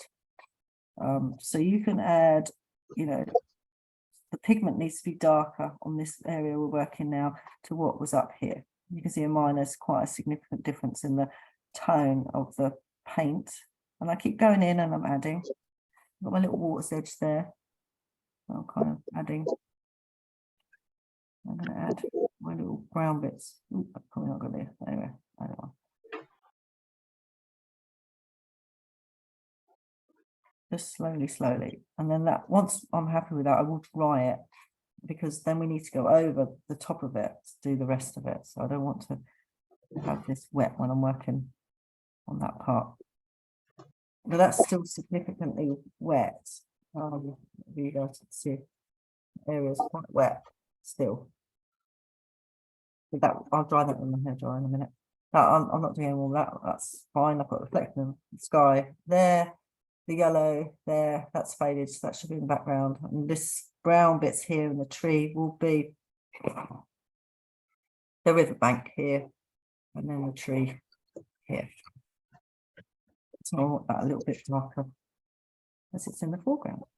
But I'll do it once ladies are at that stage, so it can continue drying. The rest of it is just dry brush, and you'll need your little brush.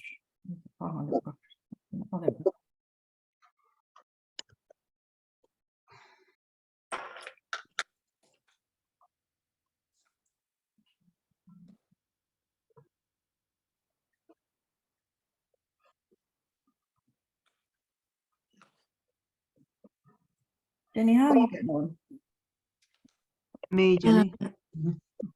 I don't think I've quite got the hang of this watercolour larky thing. I don't know. It's Let's have a just. look. No, that's fine. That's good. That's good. So don't, if anything, that's lovely. I like that. Just slightly darken up these bits here, those bits on mine, like here, just that edge. Other than that, is it dry though? No, and I think I've gone overcompensated because of the previous dryness, and so when I try and put the dark on it, it just dilutes. Okay, no, okay, leave it then. It will dry perfectly. I think it looks nice. Don't touch it then. I've got to dry them, so you can possibly hair dry it slightly, get a little bit drier. How's everybody else with theirs? I will hair dry mine in a minute because I need mine dry. Once you've got to this stage, just let me know because this needs to all be dry now. Once that's it. Well, they do work all right, Paula. Well, That's quite hard going with those. The horizon doesn't look as nice as yours, but Yeah, it's difficult to get that with those brush pens, but yeah, it is. that was where you would need to just get the brush pen and just put, all I do is put a bit of felt, the brush pen, and then I get the brush itself, and then I put a load of water, and then I tease it. So I treat the brush pen as like the pigment going on the paper, and then I tease it, and then use the water pen to pull it out. Ah, okay. So you put the very dark color, and then you go with the water. Yeah, so if I was using the brush pen, I would get this horizon here, and I would brush pen across the whole of here. Yeah. And some, some more than others, so we get that different heights. Then I'd get that water pen that you've got, and then I'd squeeze it.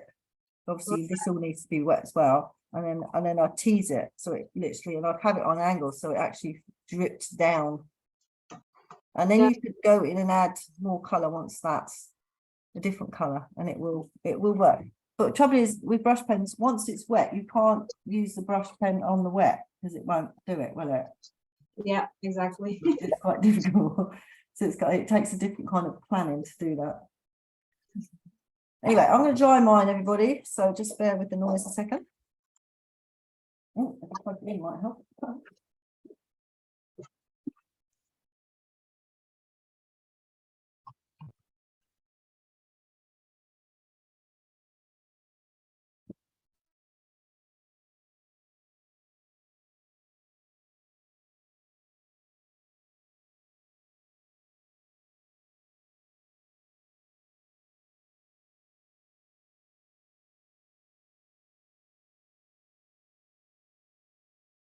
But it dries a lot lighter.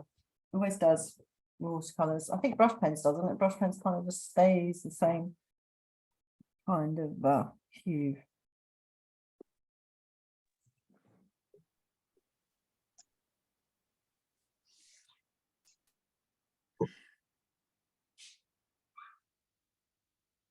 This is where we move to. I'm going to use a rigger brush, a very small rigger brush. As you can see, it's quite a long. That's the brush part of it. They do bigger ones, smaller ones. I've got smaller ones in here. Depends what size you like to work with. This is another nice size.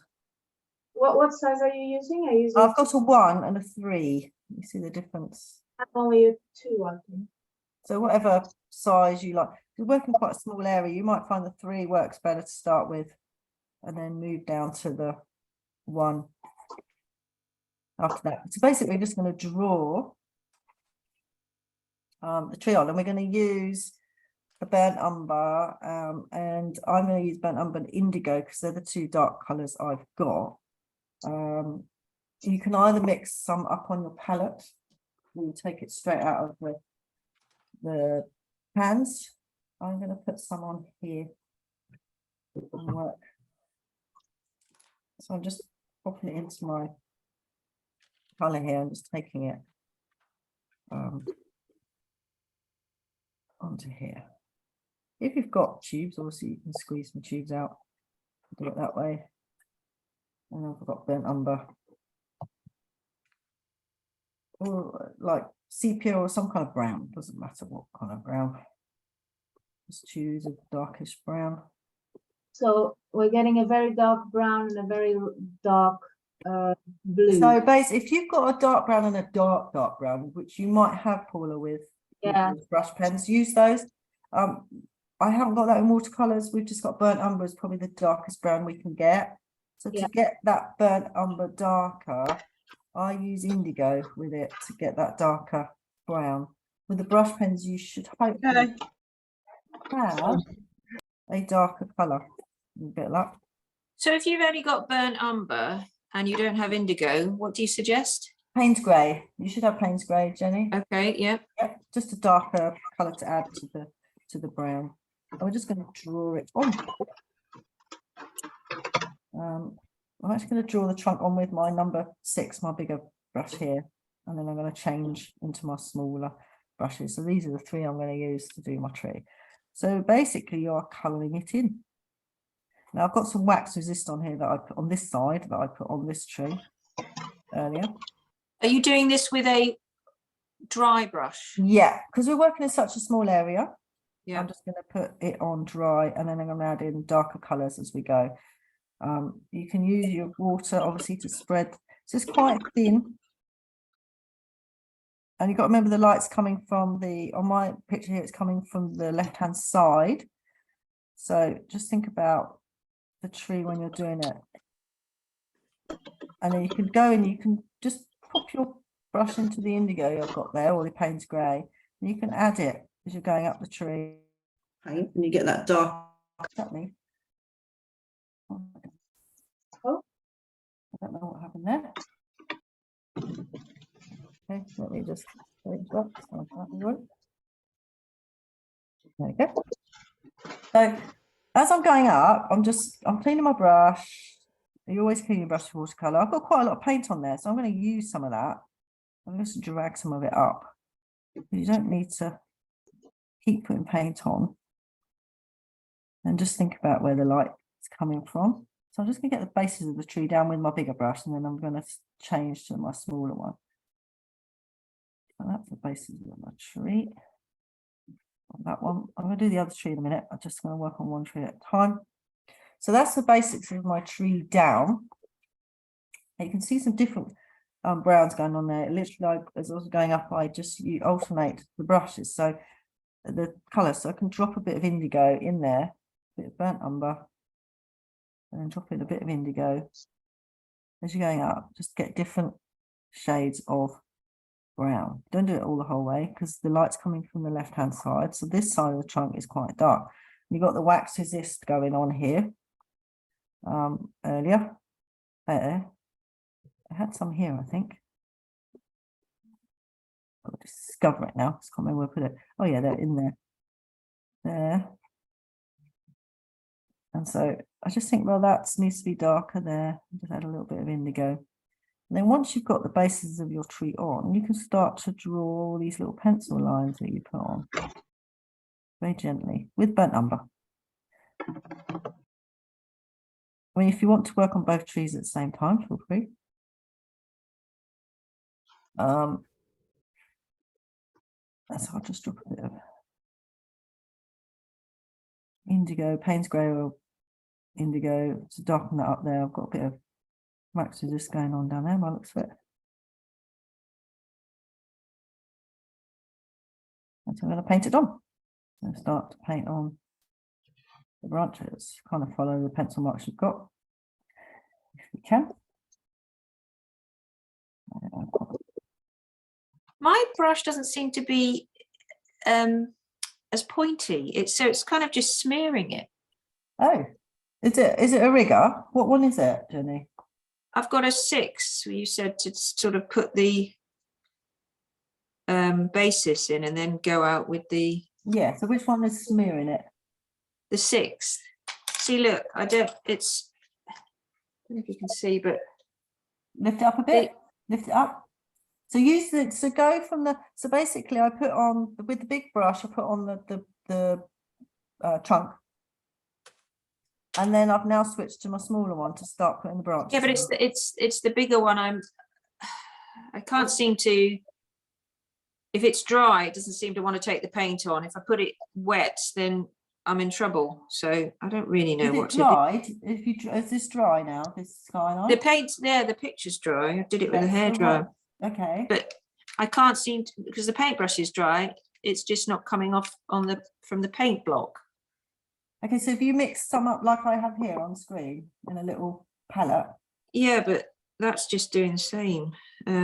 Is the paint quite thick? Probably, I don't know. It's just doesn't seem to be wanting to draw. It's just smearing. So is it, okay, the paint's smearing so it's not actually staying on the paper? No, it's just I can't get a line, you know. You can send me a picture so I can see what you got my number there. Well, I can see.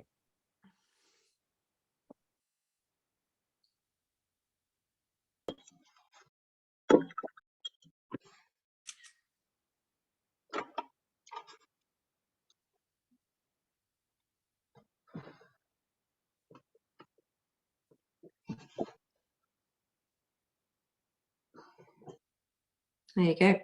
Okay. Okay. So it's not your paper because you've got colour underneath it. Yeah, but can you see the brown? It doesn't look like a line, does it? It just No. looks. So this, we need to get your consistency of your paint a little bit better. So we need to pull it in like I've got here, but it's So- not thick. It's quite, you can see how watery this is. So I've Okay. taken it from the pan. So I've got those little square things. Let me see. So you don't mix it with your little rigger. So use your bigger brush to mix it in. So I've got paint from here and I just got paint out. I just wiggled it round. And I just bring it in and I kind of take it off the brush, the same again. Wiggle it in, take it off the brush. Then go into my water and just water it down a little bit. And then you can still, if you think it's too thick, so don't worry about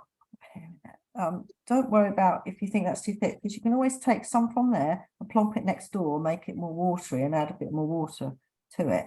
That's the beauty of using these. You can kind of get the consistency. This one here is really quite thin. This Right, one, that's improved. I've Yeah. got the ability to actually do a stroke now. it's just Thank you. I think I just needed more water, yeah. Yeah, a bit more water consistency. So just play around with that a little bit, and see if you can get that to where you want it. You might have to go over. I've had to go over mine a bit because mine was a bit watery. Because sometimes you put it on, you think, oh, that's right, and then when it's dried, you think, oh, that's not as dark as I wanted it. So you might find you have to go over areas again a little bit, and that's fine. That's what watercolors is about. Is that a bit? Is everyone else okay? Yeah. Brush pens, I just think Paul is all right, whizzing along with our brush pens. They kind of will do that. I'm quite quickly. actually for the branches because the brush pen is not very, very thin. I'm Okay. actually doing it with a pencil. That's a good idea. Well, this is it. I mean, I think, it's nice to mix up your media. I do that all the time. I kind of think, oh, well, actually, that's not doing what I want it to do. And then change, you find something else that I want to create. Yeah, they're quite thick, the brushes, aren't they? So it's quite difficult to get this. It is quite, I was finding it very, very hard. So I just went and grabbed a brown pencil and let's see how it goes. That'll work.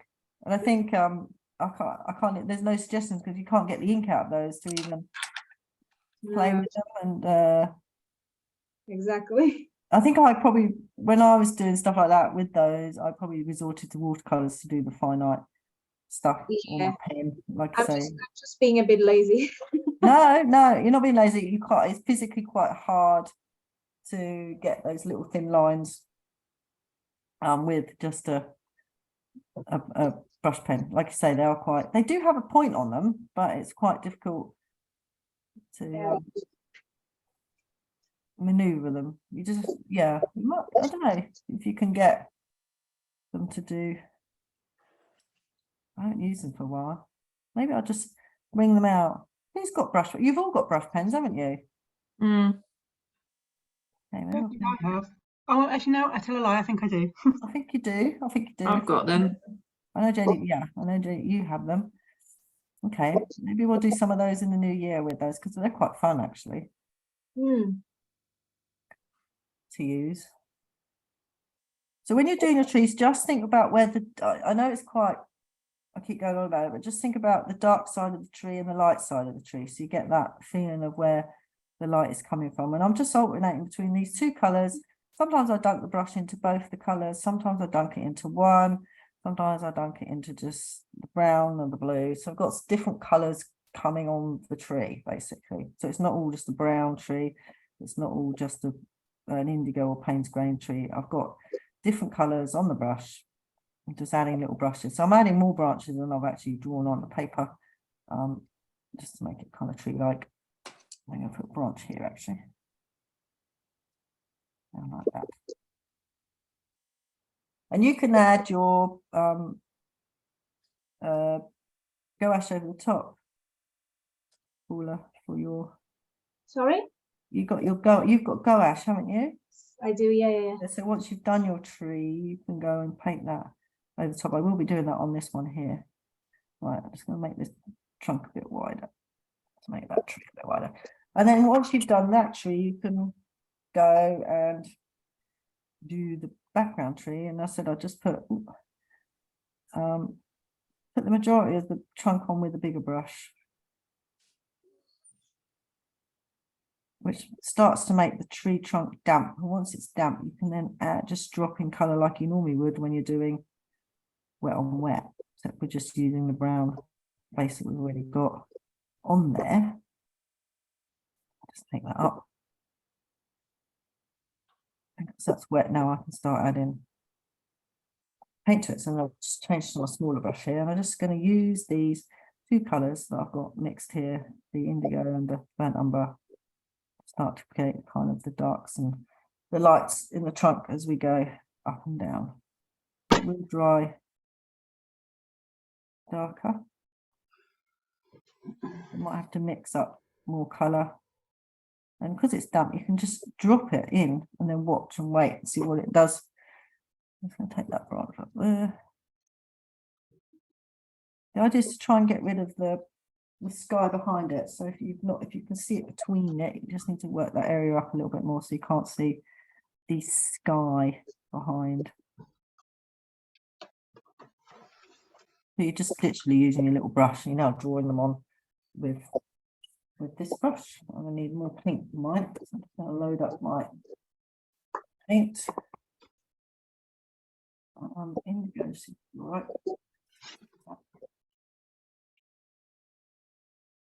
There's all different browns. I've got like this Van Dyke brown. It looks like burnt umber to me. Just obviously Winsor and Newton. Sepia is just a slightly darker brown. But generally you won't have those colours in a set off the shelf. I don't know why that one's in there. I think it must have just been a special pack. I said I'm just drawing on my bits and pieces.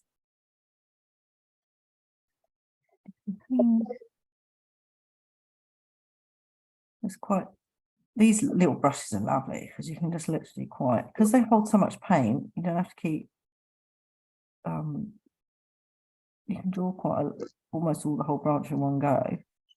You can just go back and just drop colour in if you need to. If it's a bit lighter, you just go in and drop, because it's wet, you can just drop colour on. It will just take it. And you can darken it up once you've got it all on there that you want, you can then darken it all up. Add a bit of indigo, it just takes it.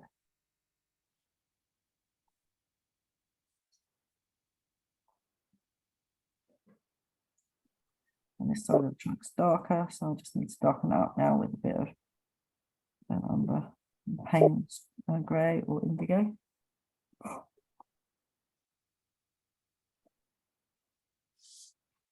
And you can just invent your tree as you go along. It just needs to get thinner as it gets to the outside, the little branches. Got your thick trunk, and then just put little. So basically, you need a skeleton of a tree. That's what we're aiming for. For this.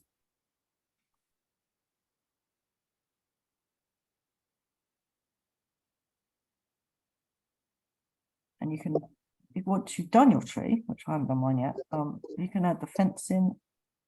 Just paint that in with your brush. You can draw it in. Is the fence in indigo? Sorry? Is the fence in indigo or just the same? I used a bit of indigo, and so I mixed burnt umber and indigo, so it's almost like a black colour, but it's not black.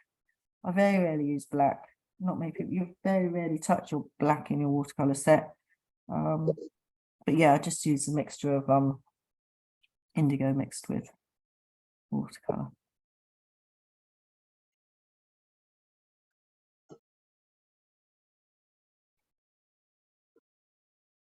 So just keep in mind which side of the tree is dark and which side isn't. So that one has no wax resist on it. That one does. I'm going to put a bit of gouache over that once it's dry. And you just draw in your let's mix a bit of burnt umber, indigo together. You can draw it with a pen if you want.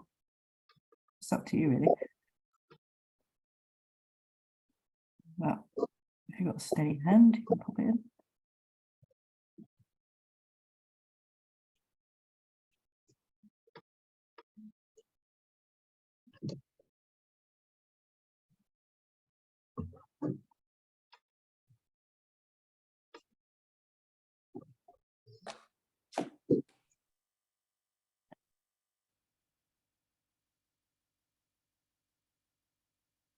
Everyone's trees all right?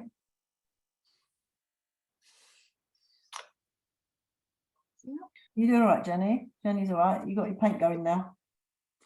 Yeah, I'm just I don't know. I'm clearly not a born artist, and I'm sort of looking at it thinking it's very one-dimensional. I'm just trying to get the tree in, let alone do any colours and things. Yeah, it's just a matter of getting the dark on one side and the light on another. That's what and it takes time to work. We haven't worked with watercolours for quite a while, have we? So this is actually quite a pure watercolour picture. Is your paint consistency a bit better now? Is that working a bit better? I think so. It's like I say, it's just. Can you see that? That's better. Much better. It's just. It is very brown, and that's it. And yeah, so that's where I've got two colours here, and I'm dunking. So I'll do one stroke with brown, then I'll dunk it into so I did that indigo, sorry, and then I'll dunk it with brown. And then I'll dunk it into the indigo, and it's still got a bit of brown on it. So I've got a mixture of colours going on.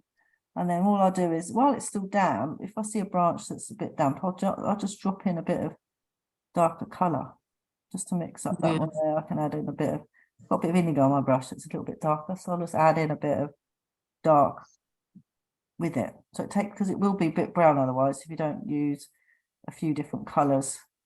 I've literally used those two colours to do that.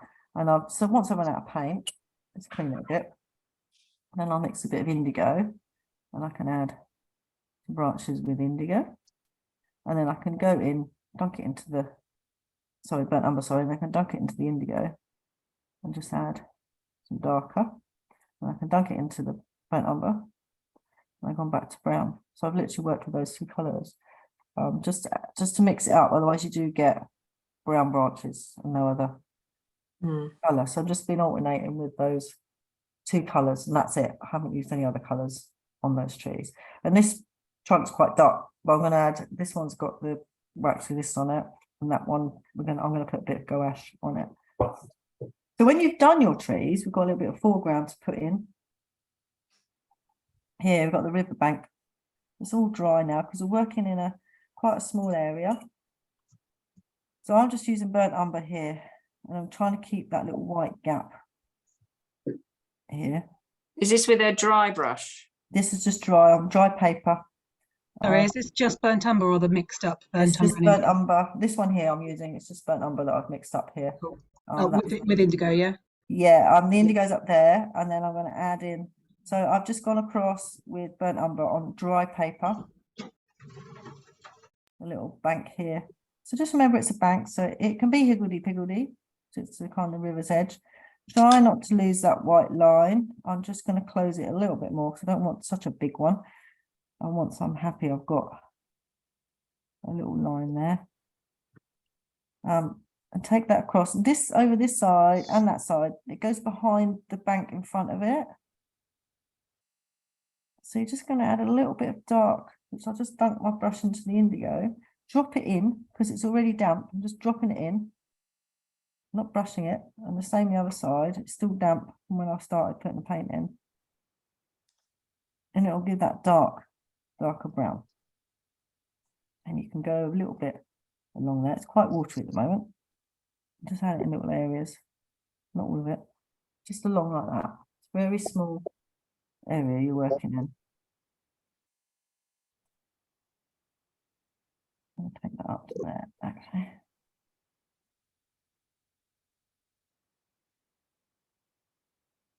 And you've got this area here, it's the front of the riverbank as well. We're just going to do that as well. Try not to lose that white line. So it's quite a small area. So I'll work along here, then I'll close it up once I'm happy.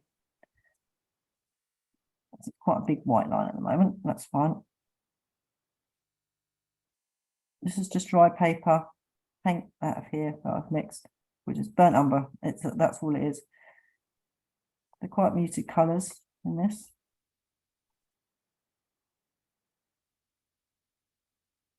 And because the paint's wet,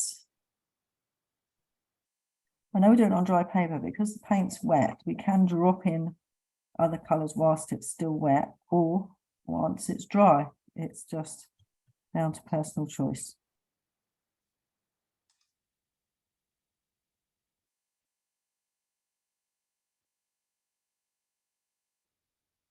So I'm just trying to create that riverbank. So that's quite, so that's, I want this, because this one bit here goes behind, because this one's in front, so I'll get a bit of indigo on the end here, which will darken this bit up. I'm just dropping it in, doesn't need too much work, a bit of burnt umber. So it's a little bit darker. Now once I'm happy with that, I'm going to just close this line up, this white line I left. Just putting a bit of indigo and burnt umber on my brush. I'm just taking that across, trying to close that gap up so it's not such a big gap. Always plenty of time to close that up. Once it's gone, it's gone. It's very hard to get it back. You can use a gel pen to get it back if you accidentally lose it. But if you can keep it, it makes the picture look much better. And then I'm just going to take some of that riverbank. So you can see the snow poking through. Just like a bit of cheese, basically. And I'm still with burnt umber, and if I want to make it look dark, I'll just use a bit of indigo. And that's it. It will dry lighter. And it's the same with these little bits on this bit here. The front here, we've got these kind of little, just paint them in like little steps.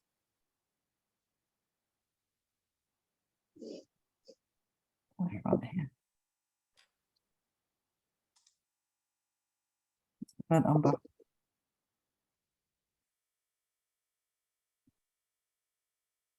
And I have this little bit up here. Well, that's kind of it. So we've got the snow, you see the papers, the snow. And we've just got to finish the riverbank over this side, which I'll just wait for you guys to get to that stage. How are we doing, everybody? Can I send you a picture, Debbie? Are you all done? Well, I think so, but I work quite fast, as you know. You do work fast. You know that, Sorry. Who's that? Who's talking? Jenny? I was going to ask about the fence. I haven't done the fence yet. So This one here? no, the other one. So that is just burnt umber. I'm just literally using burnt umber and indigo for the whole of this. That's on, I haven't changed colours. So I use burnt umber and indigo together to get like a dark brown. Does that make sense, Jenny? Yeah. Jenny, have you sent yours through? No, just sending it. I'm in a very stupidly lighted room. That's right. So on the right hand side is where my rubber smudged it, so it looks stupid. I don't know if there's anything I can do about that. Okay, let me have a look. What can you do? So I haven't done the riverbank this side and I haven't done the fence this side, so we've just got to finish that off and then I've done that already. You've done it already. I've just sent it to you. Oh, you have to. So where have you smudged it then? There, like where the end of the riverbank is on the bottom right. Here? Yeah. Can you see that rubber smudge? Yes, I can see that rubber smudge. Maybe you can put like some grass or something. Cover it up. I don't know. Coming out of snow or something. Does it look okay though? No, it looks fine. I didn't even notice it. That's why I had to ask you where it was. Okay. So yeah, I didn't notice it. I mean, you Oh, can, yeah. if you want, you can take that riverbank further out. That would basically, you know, where we've stopped here, you can just take yours right out Yeah. at the end of the picture. which I'm now going to finish off the side. So this bit here, I just came to here, but I'm actually going to take that further up now. And you kind of think it's snow, so you can either do nice straight lines, or you can make it look a bit more higgledy-piggledy now. So I'm just working with the same colours, burnt umber and indigo, or Payne's grey if you don't have indigo. Take that all the way up. And you can draw your fence in the same, like we did the other one, mixture of burnt umber and indigo.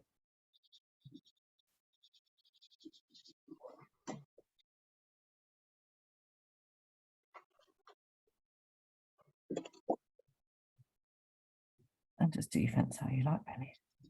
I'll do it different every time. And then the riverbank as well. So just try not to lose, while you're sorting it out, just don't lose that white line. You can close it up once you've got all your little riverbank on there.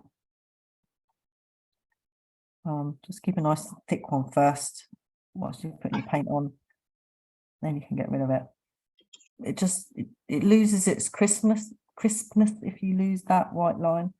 So I always find it's easier just to keep a nice thick one to start with. And then when I'm ready, I'll move the paint down and close it off. Just makes it a bit easier. Does it work, Jenny, taking your line a bit further? I think so. I'll resend it to you. Okay. Should just cover it up. Stupid. The light in this room's awful. You in the office? Is that why it's so bright? No, I'm in my spare room, but the lighting in this house is awful. The downstairs living room has no overhead light. It's only got side lights. Oh, okay. It's really weird. At some point, it's on our to-do list to sort the lighting You out. need a Anyway, little clamp-on light on your desk, yeah. don't you, for your art? That needs to be a Christmas present. I would say Lidl do quite good lamps at the moment with really good bulbs. I've sent it to you again. I think I've sorted it. Oh yeah, that's better. Yeah. Sorry, I'm going to run and get my charger, but I'm ahead anyway, I think. Okay. So now I've just got this on. I'm now building up this bank over the side and slowly but surely taking this little white gap so it's a bit smaller. I was over enthusiastic with my wax, so I can't get anywhere near making the close to the white line. It just looks daft. It's all right. As long as you've got white line, it doesn't matter. I'm not sure it actually looks right because it's sort of Is it a big one? Yeah. I think I'm gonna have to have another go at doing this one. You're going to have the recording to do it. Yeah. Because this is like watercolors, we're using a different, we do usually put in a bit of pen. We've got no pen on this basically. So you can see how that white line makes a big difference to the overall picture. Is that dry now? So I was just going to put a bit of gouache because I did wax resist on that tree. And I know Paul is probably using gouache, which is this. It's like watercolor, but if you use it to paint like watercolors, it dries shiny, a bit like acrylics. But it's not like acrylics. Acrylics you can't get little fonts on. You can get this off. It's water based, but it's not translucent like watercolors. So it has its place. It's more for designer stuff, but watercolorists use it because we like the way we can get. I use it for fur because it shows up quite nicely. So over watercolor. So if you use watercolor white, it doesn't work. I don't even know what you'd use watercolor white for. I've never used it in my stuff. So you can just go over this and it will stay. It dries a little bit lighter because it's like watercolors. You can add it on the stuff to add. You can make snow from it. It's quite nice to have. So we've used it in Art Club to do fur. So I can go in this tree here and add a bit of. And you can find stuff. So if you've lost something, you can use this to go over it, and you can kind of hide stuff. So it's quite a nice little tool to have in your box of tricks. On your Christmas lists. Have we got fur? Can't remember if we've got fur. I think what I've got. I've got a building on one of them. Sorry, Debbie, I think I'm gonna have to head. But are we nearly at the end of it? Yes, literally, we've got to put snow on and then we're done. This bit here. So basically, I'm now at this stage and I've just got to put these bits of snow on. Right, okay. And that's it. So that's all we've got to do. So if you've done yours, Paula, then yes, that is. I didn't do those parts.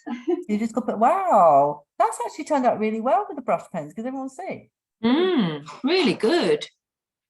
That's amazing. That looks so That good. looks really nice. Looks really, really nice. And actually, brush pens are really hard to do with some brush pens. It was a bit- Well, I think If you squint and hold mine about 1 meter away, I might be nearly getting to that sort of level. Oh no. And close one eye. Thank you. Hop up, as I hop up and down. Oh, Jenny. Have a Very lovely good. Christmas, Debbie. Sorry? Have a lovely Christmas, Debbie. Yeah, and you, Paula. I'm working on the artwork to come. I'll send it to Jenny and Lisa, and I'll do all. So you're going to get all 5 pieces, and actually, I'll send all the Zoom links as well, because then you've got everything. So we're not hunting around for stuff. Did you want me to use brush pens or one? I'm quite happy to use brush pens. Just want to make sure people have got brush pens because it's something else. I think you've all got them, haven't you? Jenny's got them. I know Lisa has them. Yeah. Yeah, that'd be nice. Okay, cool. And if there's in the next few days, if there's a picture you particularly want to do, feel free to flip it through to me. It can be added to the 5 we've got going. If you've got a particular one you really want to do, then do send it to me. I'll read it one. Thank you, Debbie. Okay, have a lovely Christmas, Paula, Bye-bye. and see you in January. Right, I'm just going to add this last bit in, which I'm going to use. I think I'll just use indigo. I'm just going to pop it in my little palette. I just find it gives you a little bit more control of the density of it, rather than taking it straight out of your pans, because this is working on dry paper. And we're almost going to like Indigo, what do you use? Payne's grey with a bit of red to get that kind of wintry, but really kind of water it down. So you'd use a little tiny little bit of red, just takes the greyness off it. Well, you've got purple's quite nice. You got purple in that box, Jenny? I've got Purple Lake. Oh, It's quite light. with that, like, sometimes purple makes quite a nice snowy colour. I think that's Purple Lake. That's Purple Lake. With a bit of, let me have a look. I'm going to mix, I'm going to play around here. Oh, that's a bit too grey. Means grey is really grey. Yeah, it is. Oh, come on. Right, I had Purple Lake underneath that. Use indigo if you've got indigo. I'm just helping Jenny get some colour here. So this is the Purple Lake. This is Payne's Grey. Oh, that's quite nice. Purple Lake and Payne's Grey works quite nicely. Quite a cool colour. And we just need to dry brush it, as in, that's why I did that squiggle, so I knew where to take it. If you've got indigo, that's the colour I used in the picture. If you haven't got indigo, I've just used Purple Lake or some kind of purple mixed with Payne's Grey, but they said grey is quite overpowering, so just be careful with it. So I'm just going to mix, that's the Purple Lake. Just going to mix it on my palette here. Oh, it's a funny old purple, isn't it? The pinky purple. Is yours a pinky purple? Well, I've put the red in it now, and I've it's coming out purple though. All right. Just putting water. It will just let it do its thing, because it will dry darker. Lighter, sorry. And so these trees here, you've got a little bit of shadow behind them. So just use that, because the light's coming from that way. So I'm using the Payne's Grey and the purple. The front of the picture can be the darker colour, because obviously this is the foreground, it's darker. And once you've used most of the paint off your brush, you can just add a little bit. I'm almost dry brushing, like dragging out the remainders of the paint off my brush over these bits. because we want a lot of the white paper to shine through. We don't want too much lost. The important bit is to get this shadow behind the tree here, and the one behind here, really, and then a little bit in the foreground. Purple's good. It makes a nice snowy, cold, not cold colours coming through. So that's some. But I mean, in this one here, I used the indigo. But I said it's not a normal. It's not a normal colour you get in the basic set. You should have purple though, so you should be able to be really careful with the Payne's grey because it's quite a dark colour. And that's it really. So we want more of the. So you should have a lot of the white paper showing, really, with it all. And if you want to, you can. It doesn't have to be a pure watercolour. You can go in and smarten stuff up if you want to. It's not a problem to do that. So say, for instance, you wanted these a bit tighter or look a bit sharper, then use your pen. It's no problem to do that. Go in and make it sharper, tighten it up. Do what you want to do with your picture. It's never a problem to do that. You can play around and you can add in bits if you want to change stuff and just play around with it. Not a problem. But what, we haven't done this for a long time, have we, with a bit of watercolour. But just use the remainder of your paint on the background bit. We want that snow. We need the white of the paper to shine through. But when you use it's almost purple. If you look here at the background here, that is Windsor red, a red and Payne's grey. Should be kind of like a wintry purple, which is you can use at the front here as well, but be really careful with the grey because it's quite strong. It waters down quite a lot. That is indigo. That's why I've got half and half when we did earlier. And then you can use your gouache to add a bit more snow on the trees and play around with that. That's a nice one to add to your mix if you're asking for Christmas presents. Just get a little cube of gouache. And another nice little present is one of these. If you don't have these little script, it's smaller than a rigger. That's a rigger. That's a rigger. These are really small and they're really good to do. You can almost draw with them, really. They're good to do. Be fair. I've just sent mine through. Okay.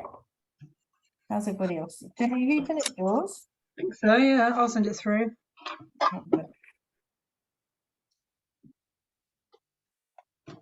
Hey, you got there in the end. Yeah, it's not my best effort though. Good. Actually, that skyline looks really good now. Now. You were panicking about it, and actually, it looks really good. It looks really, really good. There's no line. So, did you use your number 6 on the whole of your trip? It's a 6 and a 3. I don't have a 1. Okay, so that might be a little Christmas present for you. A little, so you've got a bit of a smaller one. I really like that. I can see it's all a bit. It looks too blocky in my mind. Yeah, I mean, I think what we need to do is yeah, it's a nice picture actually. The colour's nice. Oh, it keeps changing around. It's just getting that tree. The tree's nice. Just the end bits getting a more thinner.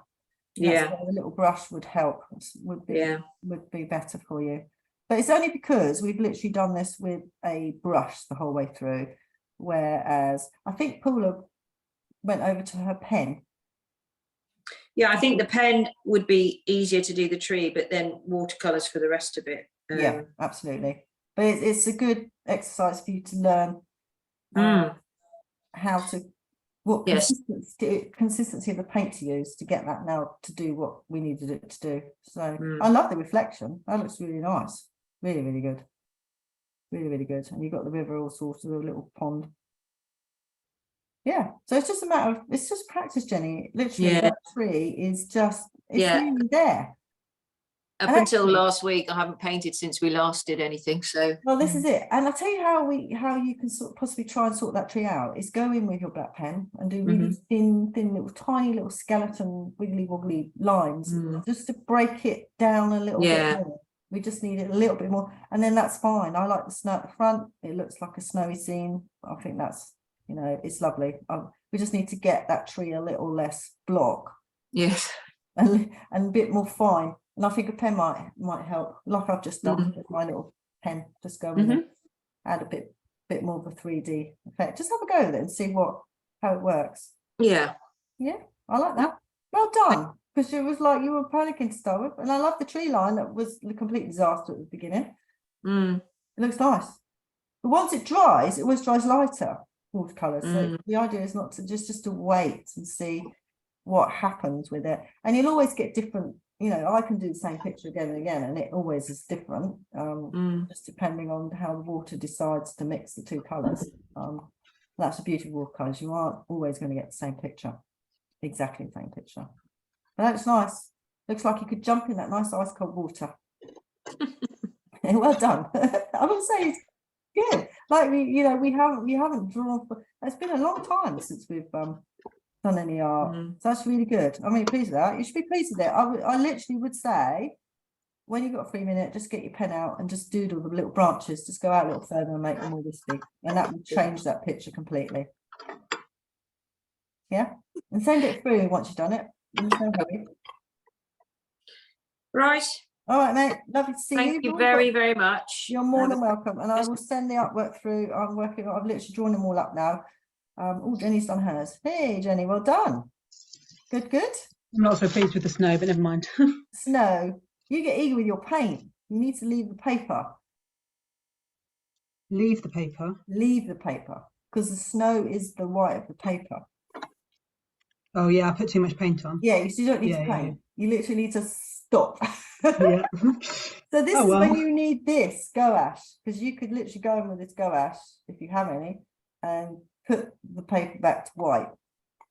And that's the key with snowy scenes and watercolors, is to not paint, just stop, because it's the paper that's actually the snow. But it's good. Lovely reflections as well on yours. Lovely. Yeah, stuck in the water. Good. Oh, thanks, Debbie. So any questions over the Christmas holes? If you've done any artwork, just ping over and I can help you with. I will pop this recording to you, Jenny, and you'll pop it on into the group that you've got for. And I will pop to you and Lisa the artwork for January, February, March, April, May. You've got 5 and the Zoom link, so you've got everything there ready to go. As I said, if you've got anything you particularly want me to do for January, I think January is the only month I have got to decide. I've got some ideas, so if you haven't got any, that's fine. But if there's something particular in any other month you really, really want to do, then do let me know, because I don't mind changing any stuff. But it's just the early stages. I've prepped everything, but I'm happy to change it at this stage if I need to.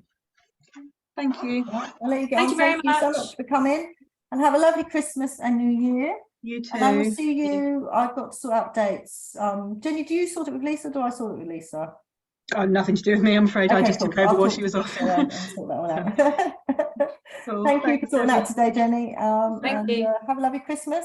You too. Bye. Bye. Take care, ladies. Bye bye.